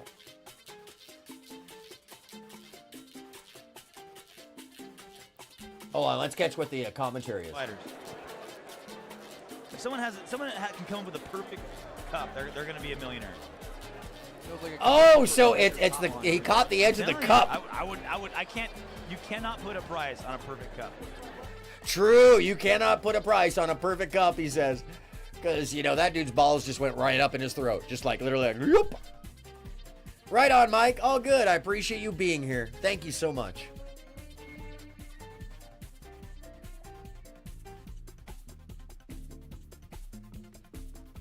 Amazing.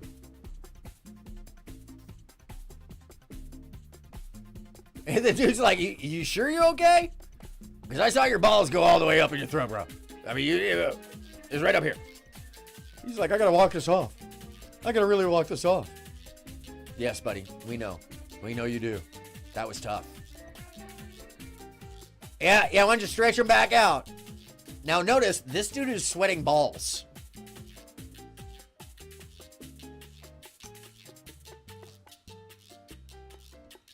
Anyhow. Back to the fight. It literally added 3 minutes to the fight because the dude's balls went up in his throat. Anyways, oh, now he's pissed. He's going to try to throw a couple combos here. But Chris returns with a solid right to the face. Another swift jab, landing in the cheek.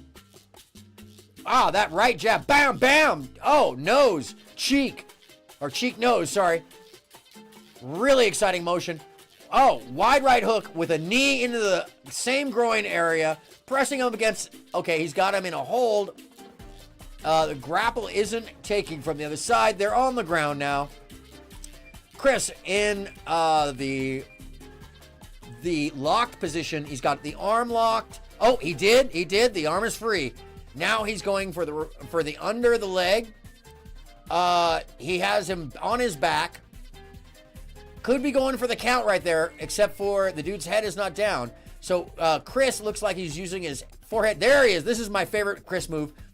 When he gets up, he will always tend to lob another solid, either forward punch, like a right solid punch. Dude took a couple back. Looked like a solid jab that got taken to Chris's cheek. Now we're at the round break. Everybody's checking in to make sure his balls actually drop back out. Chris, just now, breaking a sweat. Just now.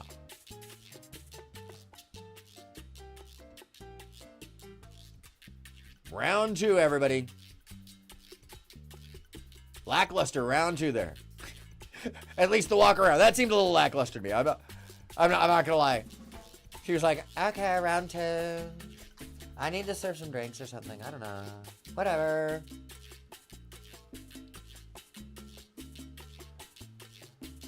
All right, back to the next round. Ortiz and Cully. Here we go. Bell ring. Here it comes. And believe me, if either one of them wasn't capable of doing that, they would be getting beaten badly by the other right now. Second round. You ready to fight? You ready to fight? Handle it. Let's go. And the bell ring comes up. Here we go. Ortiz looking spirited. Throws a couple kind of wild hooks there and a jab. Chris faking him out and staying calm. I think he's just measuring him up right now. A lot of motion, a la dancing boxer style. Yeah, it looks like Chris is just warming up to the spot to see where he can land the... Oh! Open! Leg caught as the kick goes in. The kick does connect, though. Against the ropes.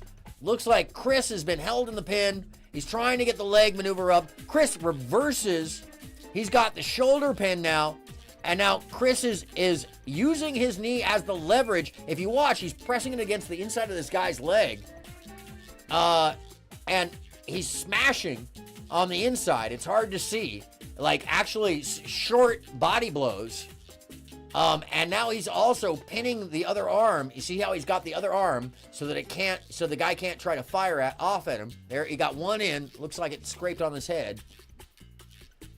Oh, right jab to the temple. Landed. Fascinating. This is really...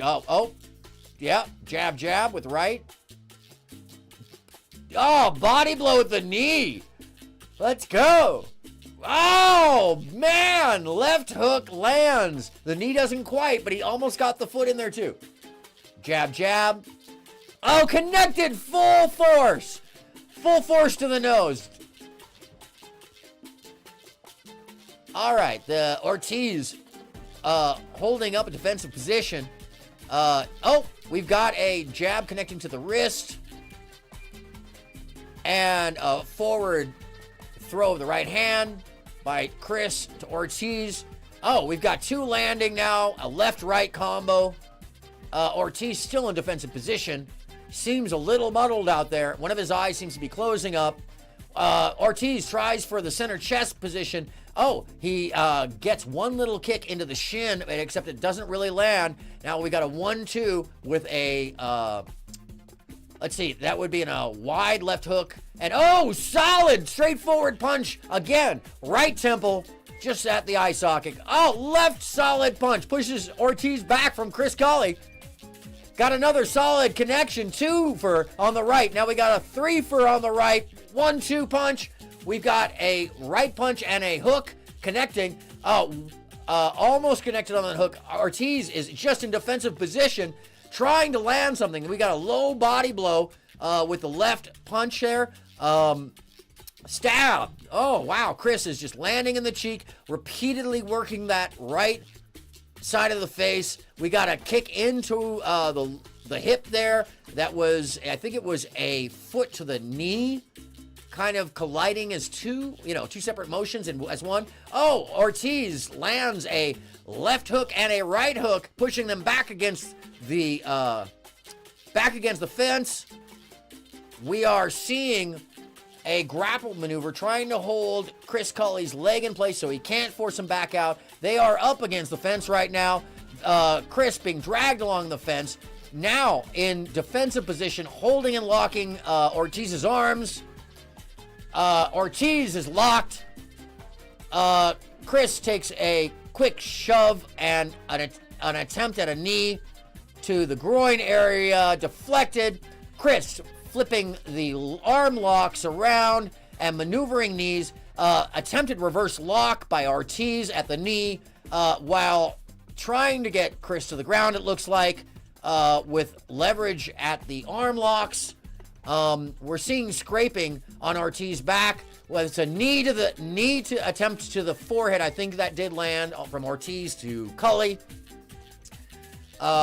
We now have Cully locking Ortiz's. Oh, we've got a knee to the belly there. We've got a low knee hit and a return from Ortiz's attempt, which does not land. We have we've got another right knee and a pinning for locking. There we go. Now we're free. Left knee to the groin area and a left hook and right punch. And the right punch and the left knee connecting.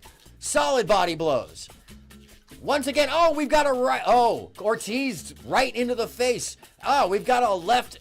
I would guess that's a swing kick. Ankle connected to the hip area. Great avoidance maneuvers. Both fighters throwing their punches in. Ortiz looks a little worse for the wear at this moment. Cully actually sweating this round. Exciting fighting, folks. Exciting fighting here. A little less lackluster on the round 3. Little less lackluster.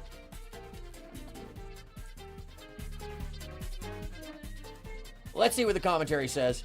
Let him keep circling away and picking his shots. You got to just throw caution to the wind and go at him. Pressure him. Go at him. And you see Ortiz doing that with a level of finesse here. He kind of has to. If he follows Cully around, he'll get picked apart from angles all night. So they're basically talking about how Ortiz is not going into offensive maneuvers enough, that he's too much under defensive position, that basically Cully is taking every one of these moments to pick apart all of his maneuvers, figuring them out, and rope-a-doping in many cases, I would say, in my opinion. He's not, if you're going to make him stay on the outside circle away from him the whole night, he's not going to allow that. He's going to find a way. Final round, folks, final round. And the bell is rung. We're back at it.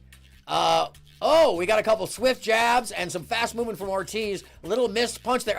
Swift kick to the chest. Connects from Cully. We've got a right straight punch to the eye socket. Again, another right punch to the eye socket, working that temple area on Ortiz. We've got some wild hook throws.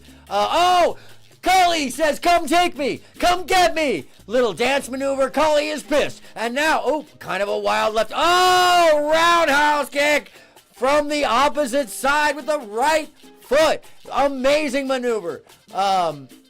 We had a short blow there that connected to Cully's face. Looks like the bridge. We got a couple temple blows. Now we're in the corner. Cully is locked down. Oh, Cully's going to the floor with Ortiz over to the side. Cully with the leg lock, Ortiz with the neck lock. This is where the battle gets real, folks. Can Cully free himself from this hold? And can he work his magic out of that arm lock that's about to happen? We got a couple close punches to the forehead, side of the forehead. Cully has the reverse. He's got Ortiz's leg up. Cully comes over, flipped over. Can he reverse it again? 2 knees to Ortiz's head. We have a turnover. Cully has got the neck lock on, pressured into the back of the fence. This is amazing, folks. Look at this maneuvering. 2 powerful warriors going at it. Really working their stuff. Cully in complete focus and still not sweating this round. Not sweating. Cully maneuvering the arm out, keeping Ortiz locked up, keeping the pace slow, so Ortiz actually has to work twice as hard. Oh, left punch, quick jab to the face, connects Ortiz to Cully. We've got the knee, 2 more jabs, connecting with Cully. We see, oh, the lock looks like he's trying to reverse. We've got a knee in between. Hello, Bridget Moten. You're just watching with the culmination of the evening, a Chris Cully fight. I thought it was absolutely fantastic in an evening of found footage, VTS01 rabbit hole, and my video edit rabbit hole. Thank you so much for being here, Bridget. Bridget Moten, main bod. And as we can tell, right there, Chris has got, if you notice, his foot hooked underneath Ortiz's leg. Ortiz is locked between his arms. Oh, he got it free, and he got 2 in there, 1 chin, 1 side of the cheek. Quick, wide, looked like they were pretty wide throws. There's another massive connection to the same area. Chris has been hounding on all night long, just beating the right side of this guy's face.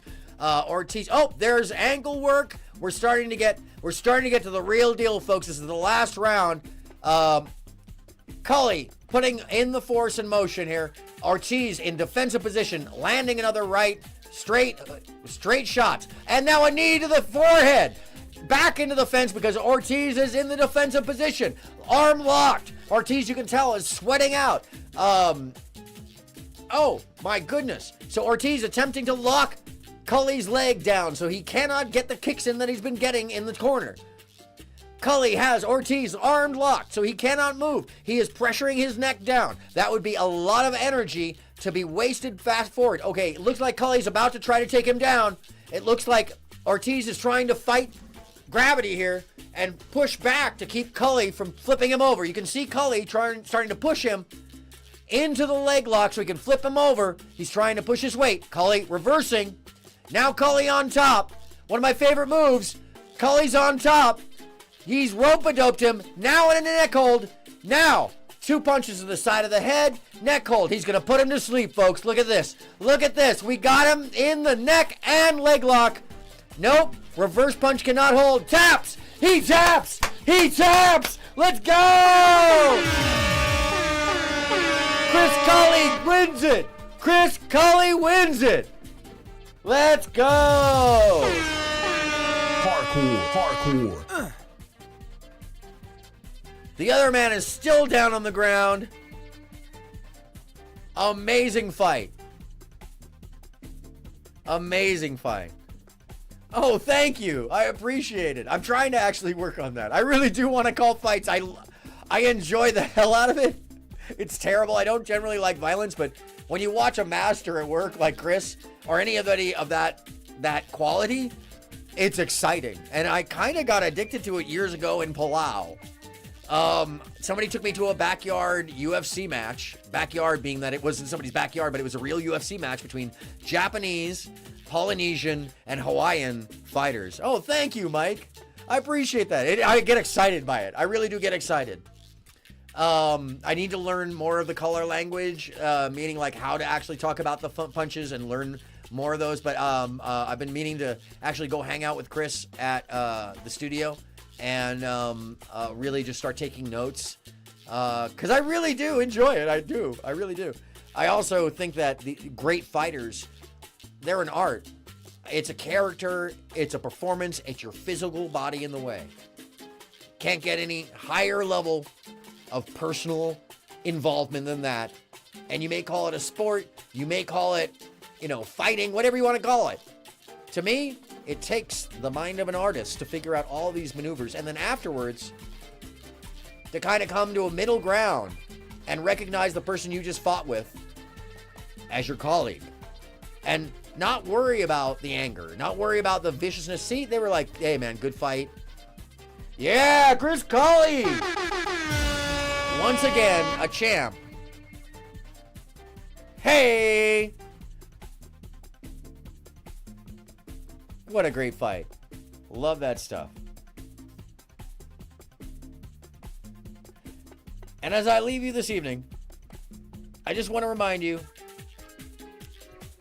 that the places we find art, that the places we find creativity are often in the most unexpected areas. It could be when you search out a weird set of words like VTS01, which is the rabbit hole of unnamed digitized video. And I highly advise that anybody who wants to go down a fun rabbit hole, go down VTS01 or my video edit. Almost everything you've seen tonight has come from me finding my video edit or VTS01, excepting, of course, the fight. And I will leave us out with one memory that I think is important before I say my goodnight. And I think it's a song that all of us can resonate with because it's just so timely. Once again, I probably played it twice already, but it's worthwhile. Stand by, folks. We're going back to General Patton, aka General Peace Channel, spelled General Peace. Excuse me. And this is the song called, so apropos for some people in this world, Tough Guys That Live With Their Parents. Enjoy, folks. Oh, nope, not that one. That's wasted. Sorry, my bad. Tough Guys That Live With Their Parents. There we go. Also, go like and subscribe. Tough guys that live with their parents. Tough guys that live with We know them. You can't judge them by their appearance. Nope. Tough guys that live with their parents. I know why he's so mad. He got yelled at by his dad. They said be in by 10. He came home drunk again. He's ready to fight by 8. 'Cause he can't stay up too late. Aha. He's got to get home soon. He forgot to clean his room. Tough Guys that live with their parents. Tough guys that live with their parents. You can't Get judge them by their appearance. Tough guys that live with their parents. He's a menace to society. He lives I think we all know some of those, right? Those guys really like to swear. Mom cleans their underwear. Mom cleans their underwear. He wants to kick your butt. 'Cause they made him get a Haircut. Ow! He's 'Cause they're acting like a fifis. freak. Headbanging. Hell yeah. Suspended for a week. Tough Guys that live with their parents. Tough guys that live with their parents. Tough by their appearance. Tough guys that live with their parents. My friends, the world is made up of so many wonderful things and people and ideas and possibilities. If you find yourself limited to a certain zone, or you're caught up in some kind of system that you feel like is limiting or angry, or you can't find a show that you want to watch that has a positive theme, or people are just angry everywhere, you can escape it. Trust me, there are 200 million plus creators streaming. There are literally 20 million hours of video every single week. The idea is that it is never ending, and the only person that limits your options is you. Don't be a tough guy who lives with their parents. Be a free mind. Free yourself from the mental prisons if you can. Reach your hand out to those who could use the help. And most of all, if you get a chance, if you don't live with your parents and you're not a tough guy, make sure to keep your head high and look up.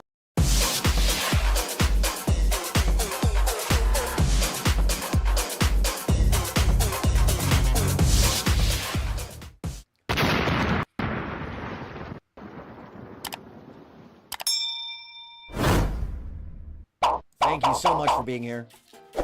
I appreciate all of you for hanging out for this sketchy entertainment episode. Found footage, VTS01, and my video edit. I'm definitely going to do this again. I'm definitely going to do this one again in a week or two. I've got some other fun stuff coming up. Let me remind myself of what that is. I'm working on so many things right now that sometimes it's hard to keep track of which script I'm going to have to pull up next. So yeah, I've got, the flying pig. I've got a flying pig coming up. That's exciting. All right, so it looks like, don't I have another one in here? I feel like I do. I am expecting to do an interview this week. My friend is not feeling very well, so we put it off. But thank you, Bridget. I appreciate you. Thank you for being here. As soon as he gets better, I will have another interview with Akil. And we're going to talk about music and music history. And I also have another interview scheduled with Burt Blackerack, a.k.a. Amane Smith, the music supervisor of the Wonder Years currently, and several other shows. And we're going to talk about the music business and how we know each other and just the background and history and his history being involved with Jurassic 5 early on and before, and his best friend being DJ Newmark for a long period of time, and how it feels to come into his own now, after watching his friend, be in the scene for so long, and now he's really on top, and they're both like able to share, it's just great stories I know are upcoming. So make sure to tune on in. But yeah, it looks like I'm doing You Are Beautiful, the Flying Pig, coming up next. And, or at least that's what it looks like, right? I believe so. We'll see. There may be something in between. Either way, folks, I really do appreciate you. I appreciate you being here. I appreciate the support. Somebody sent me a super chat tonight. That is so awesome. Thank you. Thank you. Thank you. It means the world to me. And I'll have the new camera up, hopefully, I believe Thursday. By Thursday. Yeah, I'm supposed to get the new hub for tomorrow. Yeah. Anyways. Folks, the world is an amazing place. There's so much art. There's so much beauty. And all you have to do is search it out. And sometimes it's in the most unlikely spaces. So allow yourself the freedom to go down that rabbit hole. You might find yourself staring at the stars and freely knowing the beauty that it is to look up. Good night, all.